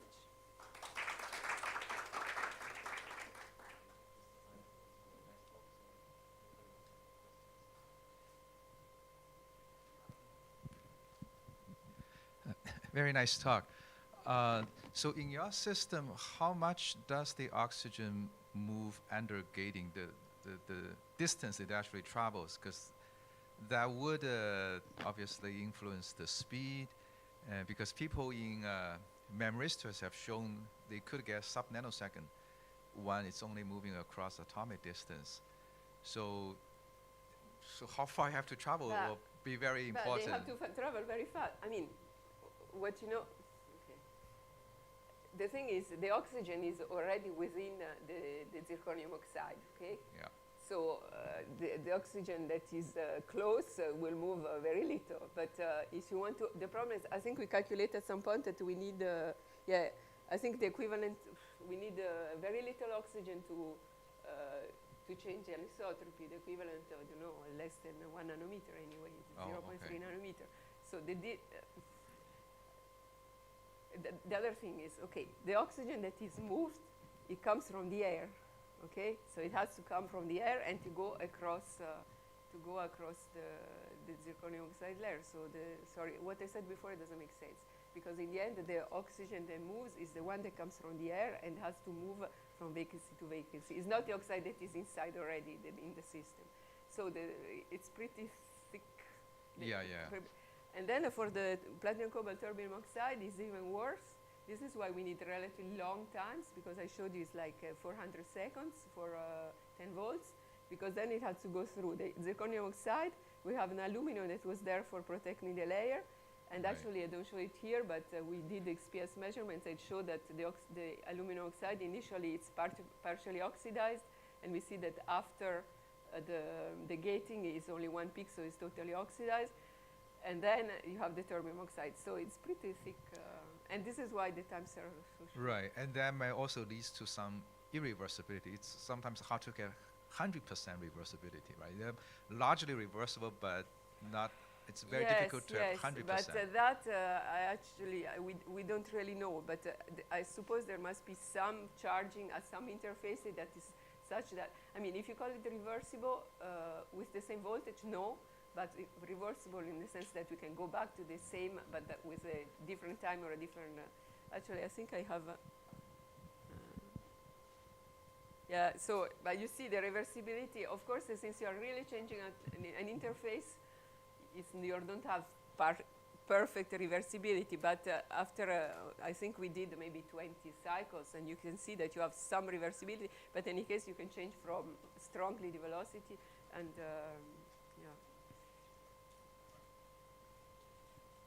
Yes, thank you. Okay.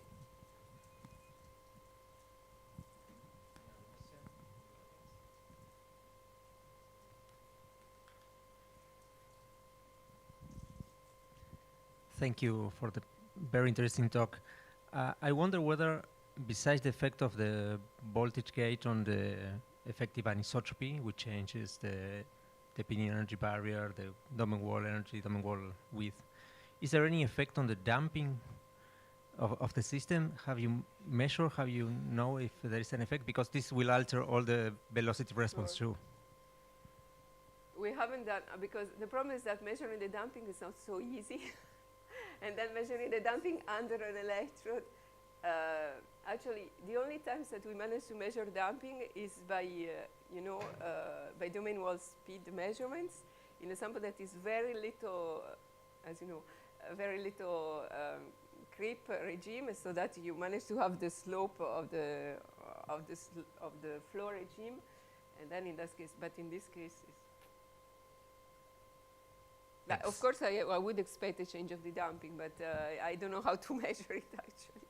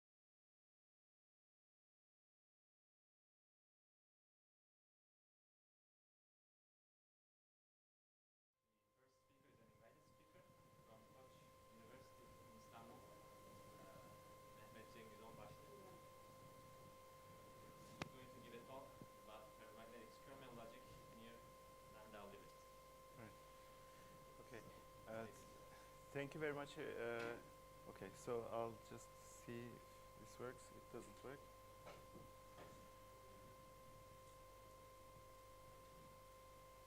Okay. Thank you very much for the invitation, Can, and it's great to see you all here. So my name is Mehmet Cengiz Onbaşlı, and I'm a faculty in electrical engineering and physics. And I have been working on skyrmion dynamics and magnetic thin films. So I'm going to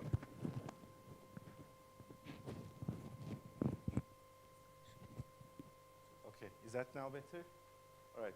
So I'm going to today present to you about skyrmion dynamics and the analysis of the route to reach ultra-low energy logic and memory devices. So I'm an experimentalist, but today I'm going to present to you some of our modeling work, which could lead to some potentially interesting routes for applications with devices.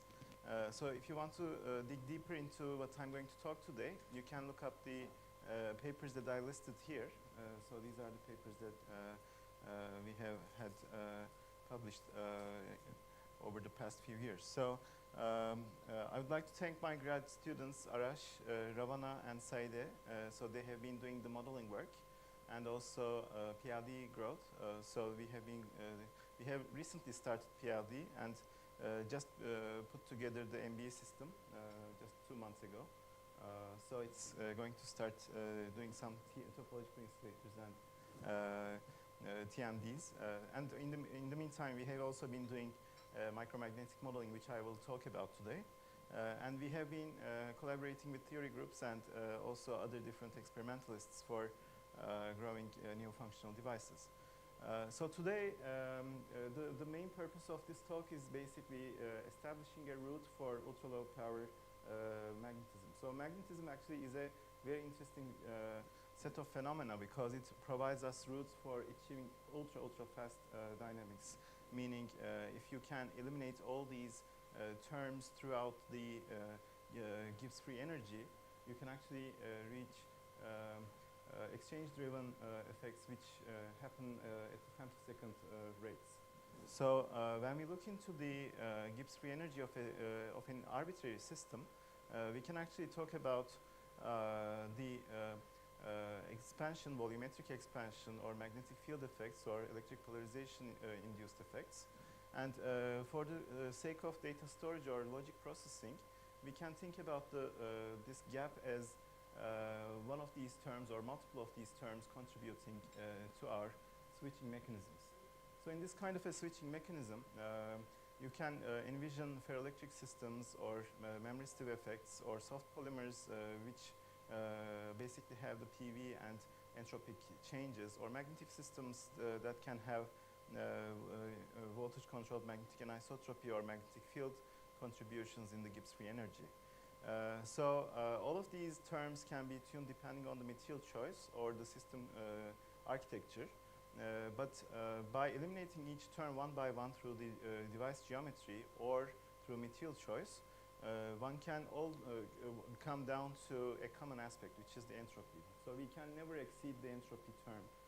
We must have it. So that's why the entropic limit, so excuse me for that. So the entropic limit is actually always there. So that means we would have to really get the entropy term as our baseline. So once we have the entropy baseline, that means we can think about, okay, thank you. We can think about encoding our information with this barrier of entropic limits. So if we ignore all other terms, we always have the entropy. So if I have an entropy difference of the K times ln W, which is the number of configurations that we can have. For instance, let's think about spin up versus spin down states for encoding information. Then we would, in the lowest limit, we would have K ln 2, which is our number of configurations. This is the minimum. And in this case, the entropy becomes simply K ln 2 entropy difference. And the TS term then becomes our ultimate barrier, which is basically the lambda limit. So one can potentially eliminate all energy contributions and come down to all the way down to the entropic term.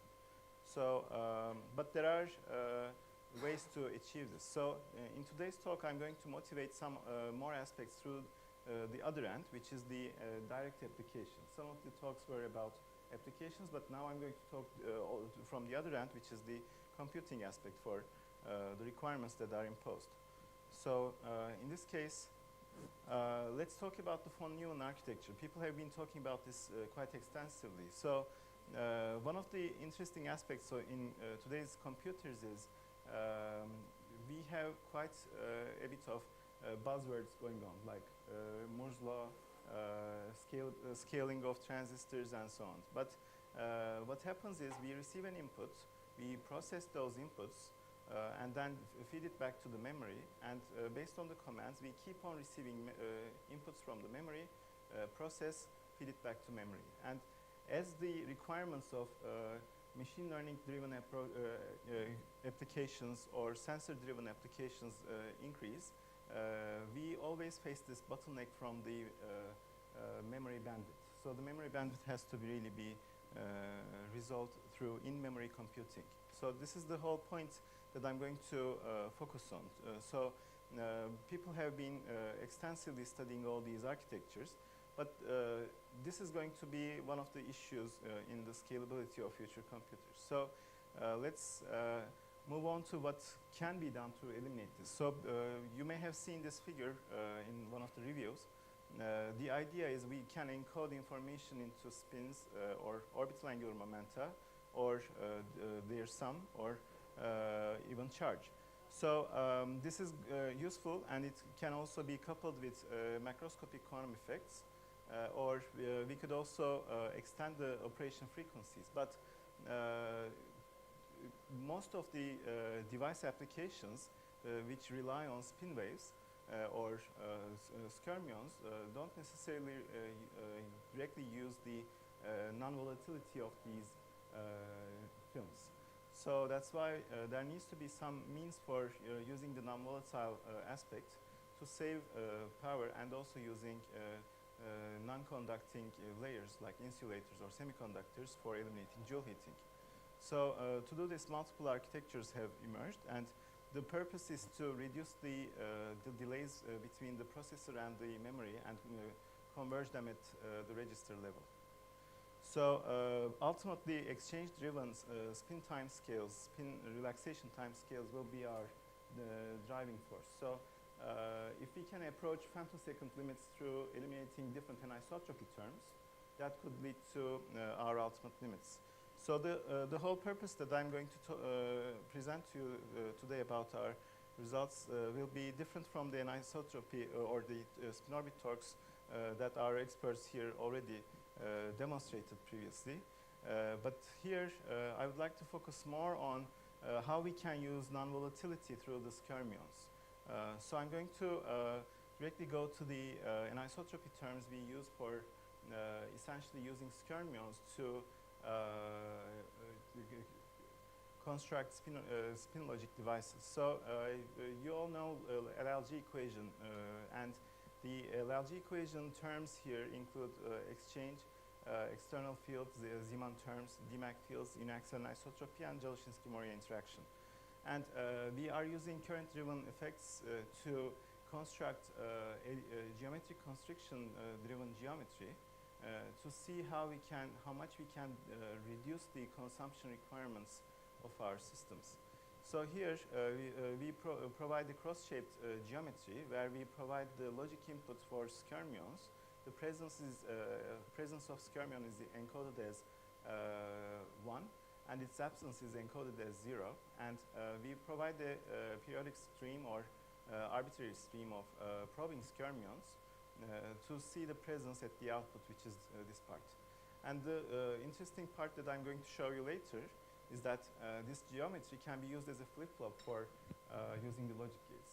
Previously, most of the logic gates in skyrmions were not actually used for the non-volatility aspects because the control of skyrmions is challenging in the experimental side. So let me show you some of the micromagnetic model results that we have for essentially our logic inverter gate. which consists of cobalt platinum bilayers. And here we don't have any external magnetic field. We only drive with current. So in this case, we first push with current and then convert skyrmion into a domain wall. And then this domain wall fills the channel. And this domain wall can actually encode the previous state of the system as well. This way, we could read out the next state or the previous state from this memory element. So it can actually deliver 0 here. And we do a clearance pulse to clear for the next clock cycle to achieve a clean slate for our operation. For the next side, we do have the 0 input, which means there's no input from the logic input side, and we simply probe, and the probe propagates without any barriers. Of course, there is some demagnetization field barrier here, and this actually becomes relevant, especially at room temperature models. And in the room temperature models, we observe that there can be a statistical nature as long as we don't increase the anisotropy terms of the system. So the stability really relies on the anisotropy terms that we play around with. So I show you the time scales of these operations right now. So these are right now nanoseconds or few nanosecond levels with currents on the order of 10 to the 12 or high 10 to the 11 amps per meter squared. And we do have a pulse stream that basically determines how this can operate. So initialization is essentially the first step with which we prepare the logic. And then we do a transmission step, which is for retrieving the output. And then we can decide to do clearance to prepare our logic gate for the next step. So we looked into the current density dependence of the initialization operation, and it actually drops as one can intuitively expect with current. And with more current, there's also going to be a faster operation for the pastime of this middle step. And of course, magnetic field assistance can also accelerate the operation times down to several hundreds of picoseconds. So, of course, the orientation of magnetic field really matters because of the signs of the anisotropy terms. And at the end of the day, we can find a balance that could lead to sub-nanosecond operation. So the important thing that I want to bring out here, and I would like to tie it back with the Landau limit picture, is that when we look into the magnetic energy, total magnetic energy of the system as it is evolving over time, we actually observe that introducing skyrmions or deleting them actually costs some magnetic energy. So in this case, we really have to put in some energy, and those are the inputs that we use for consuming the energy to store information. So information is physical, at least in the entropic sense. And because we are using metallic layers for this demonstrator here, we need to essentially consider Joule heating and magnetic energy separately. So when we consider Joule heating, it's actually 4 orders of magnitude larger than the magnetic energy. So this points out the fact that Joule heating can become the showstopper for these kinds of devices. So once one can substitute these kinds of devices with semiconductors or insulators, the energy consumption can really drop by 4 or 5 orders of magnitude. In addition, once we cascade these devices, the device scaling and the power consumption scaling actually is linear. So as we cascade with more devices, we simply increment with the number of devices for the operation. So I'm not going to show here today the rest of the logic gates that we have designed, but cascading and achieving other types like AND gate, OR gate, or cascading them all to achieve, for instance, if-else structures for digital design can actually be established. So here I would like to move forward with a periodic signal generator for skyrmions. So here, a geometry basically can be used to trigger periodic stream of skyrmions that could act as a clock source or some form of a prober for the logic gate architectures.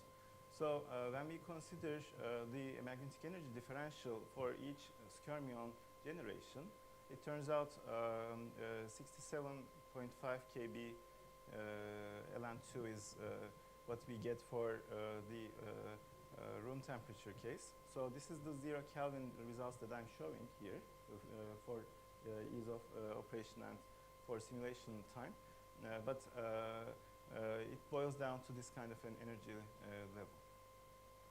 And this is the operation steps that we can look into. And the idea is by tuning the DC current that we drive with, it's a spin polarized current, and by tuning the spin polarized current density, we can actually play around with the rate at which these are generated. So the skyrmion generation rate actually can act as a voltage controlled frequency generator. So these kinds of device architectures can actually resemble some of the RF components where people were interested in frequency generators through different voltage knobs. And the scaling is not too bad in that we can achieve reasonable rates that would not burn the device. So the scaling goes from 100 megahertz till 20 gigahertz, but this is modeling, so we haven't yet experimentally demonstrated it. So the operation actually relies on some initialization where we need to convert skyrmion into a reservoir domain structure. And then, depending on the instabilities of these reservoir structure, we keep on kicking out skyrmions from the generation step. So this is the initialization step can be done only once, and then clearance and generation can be done depending on the application steps. So the main handles here that determine the operation are current density and damping. Because if we have a very large damping, it essentially kills the dynamics. But if it is too slow, then we don't get to have the stability either. Because cases 2, 3, 4, 5 actually indicate that we cannot easily nucleate out our domains or skyrmions. So that's why a balance of these damping parameters and current densities is critical. So finally, let me wrap up the whole picture and come to a direction where one can actually investigate. So the idea is, of course, we need to reduce the power consumption through eliminating Joule heating. That's one of the main steps. The next step would, of course, be achieving higher frequency operation through the increase of current. But the current actually is not our friend here because it also can destroy the skyrmions or domain structures. As a result, we would really have to play around with the anisotropy terms for our 2D layers. And of course, once we cascade these devices, the microelectronic integration would really become an important parameter, especially the impedance matching and geometry mismatch would really be a big driver that one needs to pay attention to. With that, I would like to thank you very much. And if you have any questions, I can take them.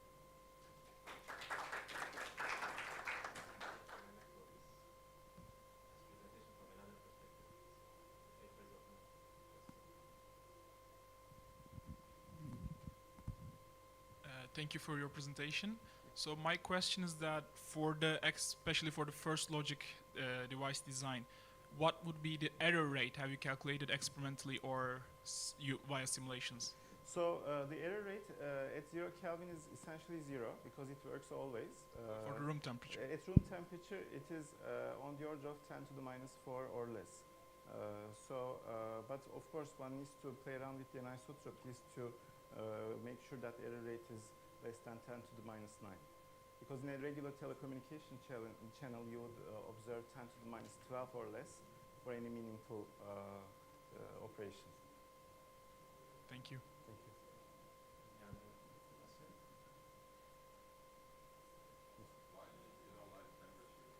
The temperature.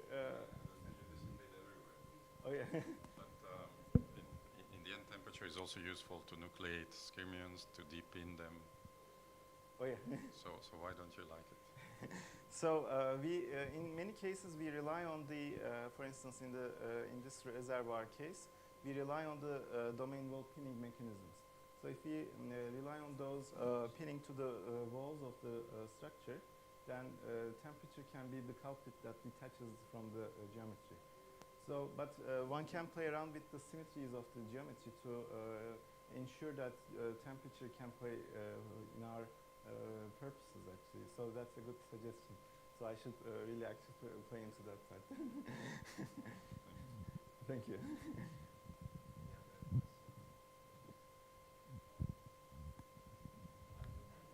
Yeah. One thing is that you mentioned that if you use insulator, you can decrease the energy consumption by order of 10 to the 4th. So, but if you still rely on spin-loading torque, so how would you achieve that? You still need to have current for it. Exactly. So that's one of the challenges. So that's why I'm showing you some concept figure that shows a surface that contains the interface between a non-conducting TMD with a TI or some TI with another kind of layer that is not metallic. So that's the purpose that I'm trying to demonstrate here. You rely on a 2D conduction. 2D conduction channel, it's essential. Otherwise, exactly. And of course, it would bring more questions than it answers probably, because you would have to rely on the Fermi axes, which would cause ballistic transport, different torques, and it would cause domain wall pinning and all these kinds of effects. And in isotropy terms and dampings would also change dramatically. So the equilibrium condition for device stabilization would also shift as well. And then you give the numbers in current density, so where you exactly take device capacity? Geometry is very irregular. Exactly. So so let me get back to the current density calculation. So we calculate from the entrance, and then for the cases for constrictions like these, we calculate them with extra reduction in the cross section. The number that you're giving is for the outside part. Exactly. So there it gets much higher. Right. So that's one of the bottlenecks of these calculations. So we really need to reduce the consumption by either using, for instance, synthetic antiferromagnetic skyrmions, or by substituting at least one of the cobalt platinum layers with an insulating side. Right. Any other question? Yes. Okay. Okay, so let's thank. Thank you. Thank you. So we'll move on to the next presentation. With a talk shown by Raul Delta.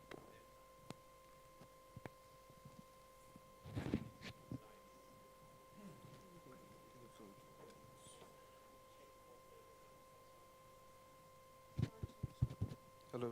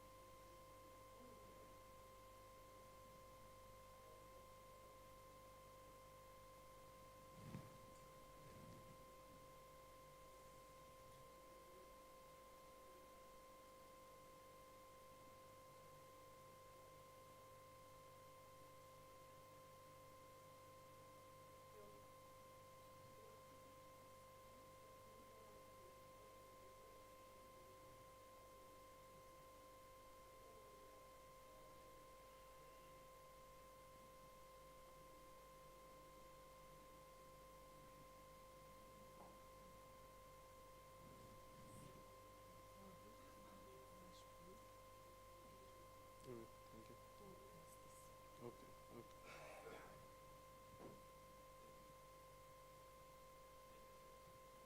Thank you. So, hello everyone. Thanks for coming over here, and I would like to thank ICQMT team for organizing this talk. So today I'll be talking about tuning exciton complexes in twisted bilayer WSC2. This has been published recently in PRB. Okay, let's start. Okay, so it's been like more than a decade. So TMD and 2D materials has been discovered. So most of the popular 2D material is the graphene. So we have already heard about it. So it has a very high mobility and it has very semi-metal. It has many interesting properties. So people have found it's very interesting, and still people are researching on the graphene. So apart from graphene, there are also other kind of 2D materials like TMDC, which is a semiconductor, HPN, which is a insulator. So we have the whole spectrum, like metal insulator, as well as a semiconductor, and we can use these materials to have some very interesting properties, especially in the atomically scaled device. So then people thought about what will happen if you actually put one of the 2D materials on top of each other, because since these materials has very interesting properties at quantum limit, so if we actually put these materials on top of each other, we can play with the atomically Lego structures. So that leads to very interesting property. So this paper, where this paper is published at Nature Nanotech from our lab. So one of my senior, he find out if we put graphene on top of molybdenum diselenide, then the optical conductivity is very high. So people can find ultra-fast photo detection in this paper. Then if you put like any kind of heterostructures, you have vertical heterojunction. And already graphene has very good quality material, but if you put graphene on top of HPN and encapsulate it, then obviously the mobility is more than like around 100K or so.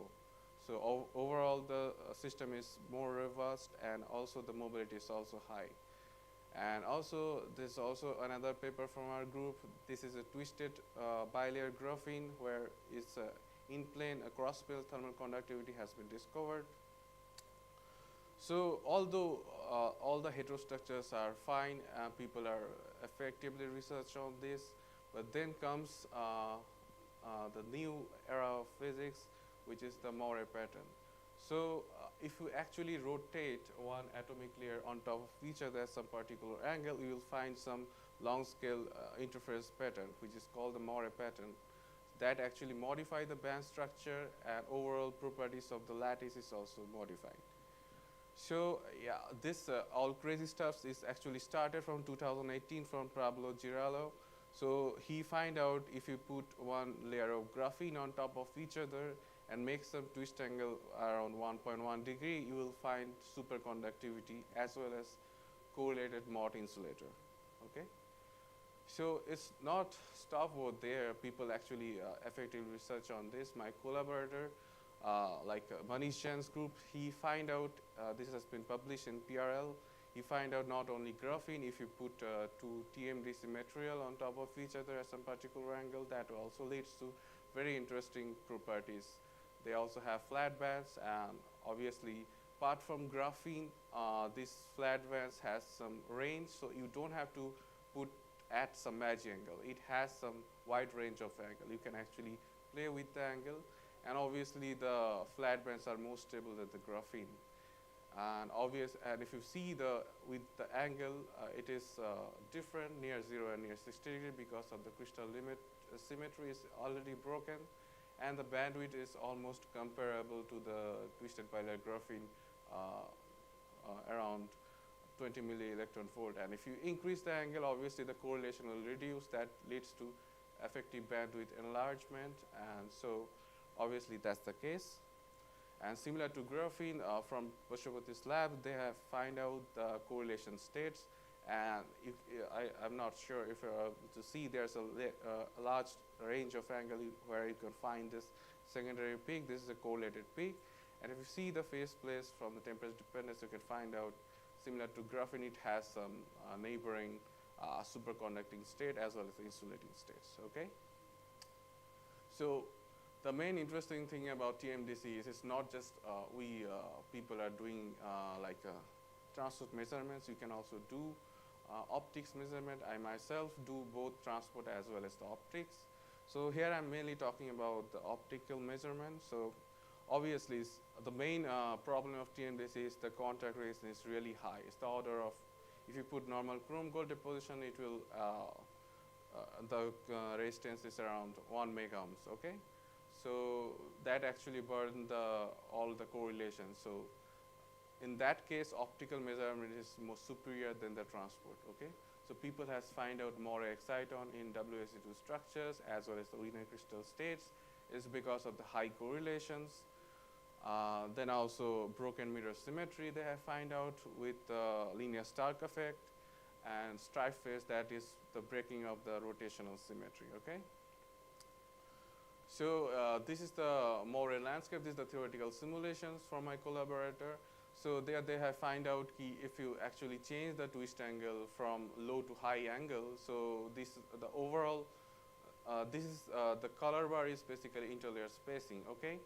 So the darker one is the triangular lattice, if you see, and the bright spots are basically where the interlayer distance is large. It's because since it's a Moray pattern, it will have some high symmetry stacking. So this singular patterns are basically telling us is the A stacking, where the interlayer spacing is large because of the Coulombic repulsions. And if you increase the twist angle, obviously the incommensurability of the lattice is also large. Because of that, the high stability regime, that is the AB or BA domain, is basically shrinks. So after some time, it almost vanishes, and at some higher angle, its two layers are becoming like a decoupled layer. Okay, and similar to the 0 degree, the pattern is a little bit different as 60 degree because it's called the Kagome pattern. It's a Japanese traditional pattern. So people have actually find this kind of pattern through experimentally as well, through STM and other thing. So here the energy difference is different. So because of that, the overall stacking is different. So because of that, the triangular pattern is modified near 60 degree. Okay. Okay, so now comes to the experimental part of my talk. So before explaining the experimental data, I just like to show some basic thing about the excitons. Here I'm talking about many multi-particle state over exciton. So exciton is forming when you shine a light, so electron can go from conduction band to valence band over here. Then obviously if you do PL spectroscopy, it's basically probe the overall transitions. Okay. So exciton normally that we actually see, that is the bright exciton, but for WSE2 the lower, because of the spin orbit coupling, is actually split the conduction as well as the valence band. Obviously valence band splitting is large as compared to the conduction band, but here the lower valley is basically forbidden because of the spin selection rule. So that is called the dark exciton.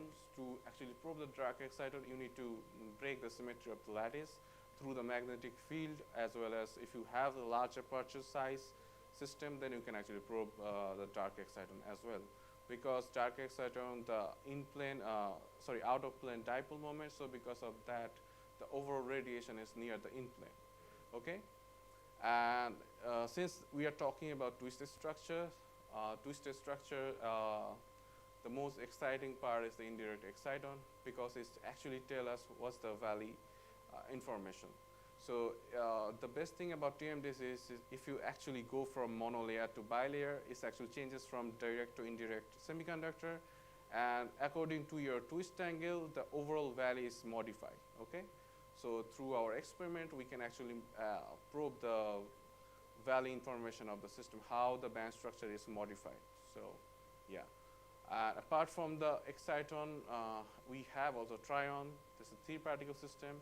And for WSE2, we have biexciton, that is a 4-particle systems. Okay, when when the overall density of the exciton is large, they actually bound to each other to form a more stable system that is called a biexciton. And if you change the overall density of the lattice, then the biexciton is actually bound to one electron and actually make a charged biexciton. That's a 5-particle system. So in this talk, I'll be talking about like 2-particle, 3-particle, 4-particle, and 5-particle systems. Okay. Okay. So that's the device structures. So we actually twisted 2 WSC2 on top of each other, do lithography to make a lids, make a backgate. So the silicon dioxide itself a dielectric. So we use the silicon dioxide to actually dope the system. Okay. Here's the optical image after doing the transfer. So we have the luxury to having all the regions in the single device, so that we don't have to compare with to make another device to compare it, because it also depends on the fabrication, the overall disorder, and other thing that also hamper. So since it's all the in same device, so we don't have to worry about that. So we have the twisted regime, here the monolayer regime, here is the bilayer regime, okay? And the twist angle is large, that is 20 degree. Because in my previous publication, what I have find out that Raman spectroscopy is almost insensitive to high twist angle. But here we have find out, still we can actually probe the correlations. So we also use the second harmonic generations to verify the twist angle over here. And you can see the twisted regime, the overall intensity is large as compared to monolayer and bilayer. Obviously, it depends on the crystal symmetry. Since bilayer preserves the mirror symmetry, the overall polarization is very small. So that's why the second harmonic signal is small, because it depends on the nonlinear optics. Okay, and from this polar plot, we can easily see that the overall twist angle is near 20 degree. Okay, so here is the raw data of the monolayer WSC2 as well as the twisted WSC2. You can see we have additional peak and very interesting result as compared to monolayer. Okay, so this X naught, I'm just referring the overall what the excitons are. X naught means the bright exciton, normal exciton. X minus is the trion. Double X minus is the charged biexciton, and D we are referring to the defect peak. Okay, and for the twisted bilayer, we have additional peak, X naught. XX we have find for the first time, because XX is very fragile, and you couldn't find out without using the HBN encapsulation, because obviously silicon dioxide is a very bad kind of dielectric because of the overall defect density is large. So that's why overall peak is basically broadened. Okay. But still we have find out for the first time this neutral exciton in our devices. And we have the trion. This Xi is the indirect exciton that I mentioned. And we have another 2 peaks. These are called phonon replica. Okay. Phonon replica is basically phonon assisted transitions. Okay. So these are the color plot of our data. This is the monolayer and bilayer. If you see, we are changing the gate voltage to tune the overall density. And if you see, the positive means we are actually doped with the electron, and negative means we are doped with the holes. And from the color plot, it can clearly see there's an intensify of the charge biexciton with the electron side. It's very simple, because if you dope the system with electron, they will try to bind with the exciton to form a higher order particle set that is more stable. In between, we have the trion at the negative side and positive side trion at the positive side. So at higher doping density, this trion is basically actually combined with the exciton to form the charged biexcitons. So that's why at large density, its intensity is basically reduced, and overall oscillator strength of the charged biexciton is basically increased. Okay, this is for the monolayer. Similar for the bilayer case, we have find out an addition to the monolayer, we have the indirect exciton. Okay, this is around 1.55 electron volt, and we have seen some pockets of intensity of the indirect exciton overall the gate voltage, it might be related, because since indirect exciton is directly correlated to the phonon replica, and there will be some electron phonon resonance at some gate voltages. We need theoretical calculation for that. So now comes to the interesting part, the twisted bilayer WSD2. You can clearly see the difference from the monolayer as well as the bilayer. We have many interesting peaks over here. So first of all, we have find out, like what I mentioned, we have find the neutral exciton over here, neutral biexciton. You can see from the why is called the neutral exciton. That's also simple, because it only stays at the charge neutral regime, okay? And the XS minus is the charged by exciton. You can see why it's called charged by exciton, because it only stays near the electron site, okay? Then we have the normal bright exciton, and we have trion as well as the positive trion, and we have the indirect exciton as well as the sharp phonon replica. There are two phonon replica we have find out, and interesting thing is the whole indirect exciton as well as the phonon replica is vanishes over the electron side doping. That's a very interesting thing. So these phonon replica are basically two phonon process, because recently there are some paper published, theoretical as well as experimental, on this phonon replica. They have find out key. Obviously, this if you see the overall energy change, it's around 19 millielectron volt and 17 millielectron volt from XS minus. So that is not possible with the single phonon process. So that's why the most dominating part is the two phonon replica, okay? And another thing, like what I mentioned, the asymmetric doping dependence. All the peaks are basically vanishes to the electron side. Why? I will explain later. As well as we did some power dependence of this PL. So these are actually mentioned over here, the overall gate voltages. So negative 70 means it's highly hole dope. Negative 10 slightly hole dope. Positive means, positive 30 means you have electron dope, and 90 means highly electron dope. You can clearly see how the peaks are evolving with the gate voltage. So it's a very highly sensitive system to the electron, to the doping as well as the optics. And if you change the power, it actually varies with the power very beautifully. So XX is the exciton. So if you change the power in the microwatt range, you can clearly see it's a linear fit, okay? But however, XS is not linear, it's a superlinear fit, and it's already theoretically predicted, as well as many papers are there. If it's a superlinear fit, there must be many charged particles. So that's why it's a indirect, like confirmation that is a bi-exciton, okay?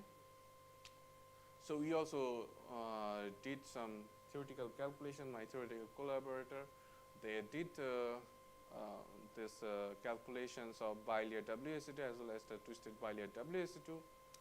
This right-hand side calculations are basically in the Moret-Brillouin zone.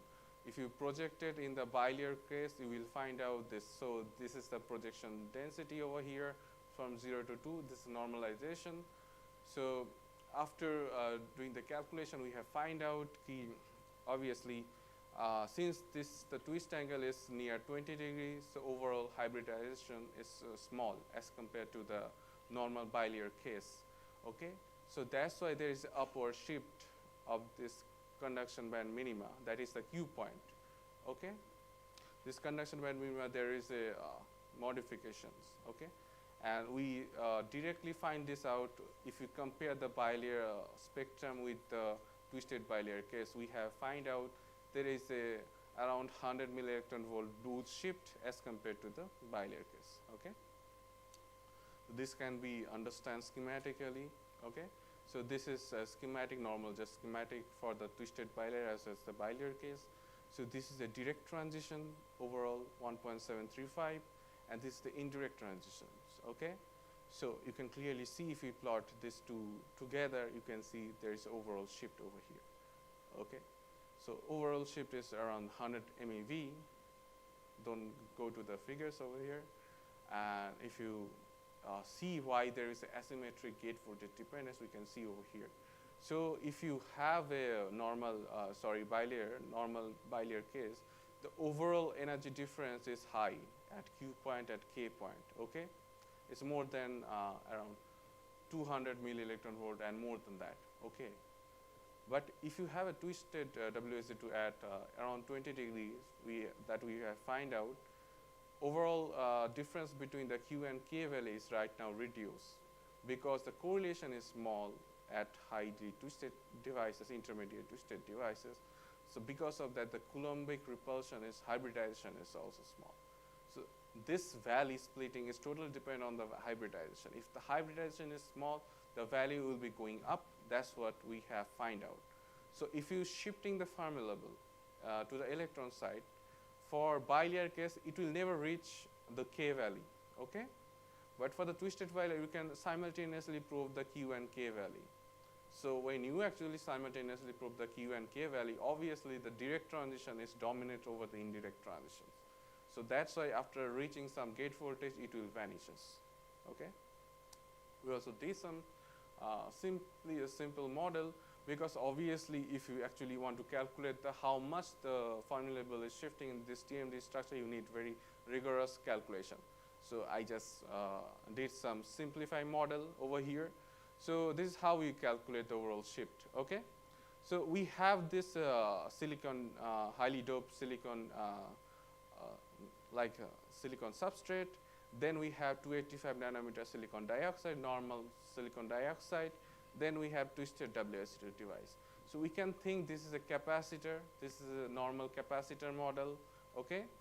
So we know that for simple capacitor, the capacitance will be like epsilon A by D, right? Epsilon is the overall dielectric constants, okay?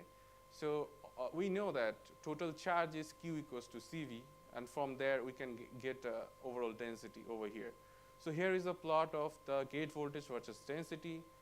If you change the gate voltage, obviously the density is also changes. Positive means you are actually inducing electron to the system, and it's basically linear.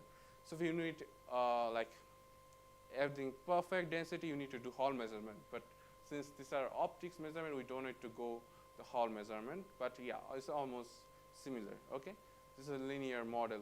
So we can get the overall density through the gate voltage, and it's called we actually define this as alpha. This is the coupling factor to the gate voltage, and we can calculate the overall density, okay? And if you have the density, now we just simply apply our freshman physics formula. So obviously we are doing all the things at a very low temperature. So overall density can be calculated at density of state multiplied by the Fermi-Dirac distribution function. And we know that for the 2D materials, we can approximate at very low energy to the parabolic band structures. And if you put all of them, you can easily get the overall Fermi level shift. Obviously, we have simplified the model. And we can clearly see that through our limit. So we can push the gate voltage till 100 volt. So after that, it will start leaking. So we can't go below that, above that, okay?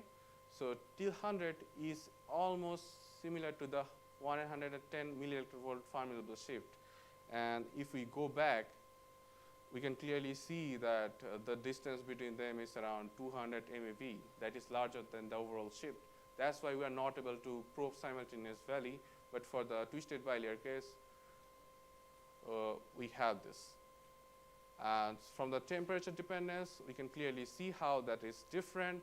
So you can clearly see in the twisted bilayer case is dominated by the indirect peak, but here is already broadened, okay? And for the both case, for N-type is mainly dominated by the charge excitons, okay? So you have fitted through the temperature dependence to get the binding energy. The XX minus is the charge by exciton. We have fitted through the normal like Boltzmann equations, And from there we can get from binding energy near 14 MeV. That is theoretically, experimentally similar that we have observed. But for the XX, we have little bit different model. So we use multi-level model. So there are two processes is going on, because if you increase the temperature, initially the lower energy state, the lower energy state is basically quenched. That actually leads as activation energy, but after high temperature is basically quenched, the normal thermal broadening. So we use two parameters to calculate the overall binding energy, that is around like 16 MeV. That is also similar that what we expect. Okay, that's the conclusion of my talk. We actually observe many body correlated state in monolayer, bilayer, as well as twisted bilayer case, and low temperature PL reveals high order excitonic state, including neutral by exciton. And in the twisted bilayer, XX is mainly dominant in a P-type regime, whereas the XX minus is dominant the N-type regime. And through our DFT as well as the experimental findings, we have found out that the trivial Q value is basically shifted to Q prime value, and also is dominated by as also verified through experimentally. And these are my collaborators. So I'm from quantum technology group. So this is my supervisor, and this is my collaborator. And this is a theoretical experimental collaborator, Professor Manish Jain, a student, and Professor Varun Raghunathan from EC department and his student. Okay, thank you.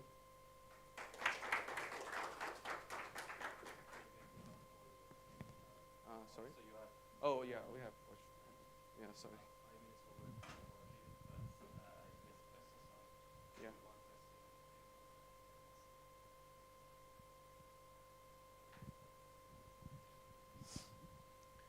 So very beautiful results about these exciton complexes.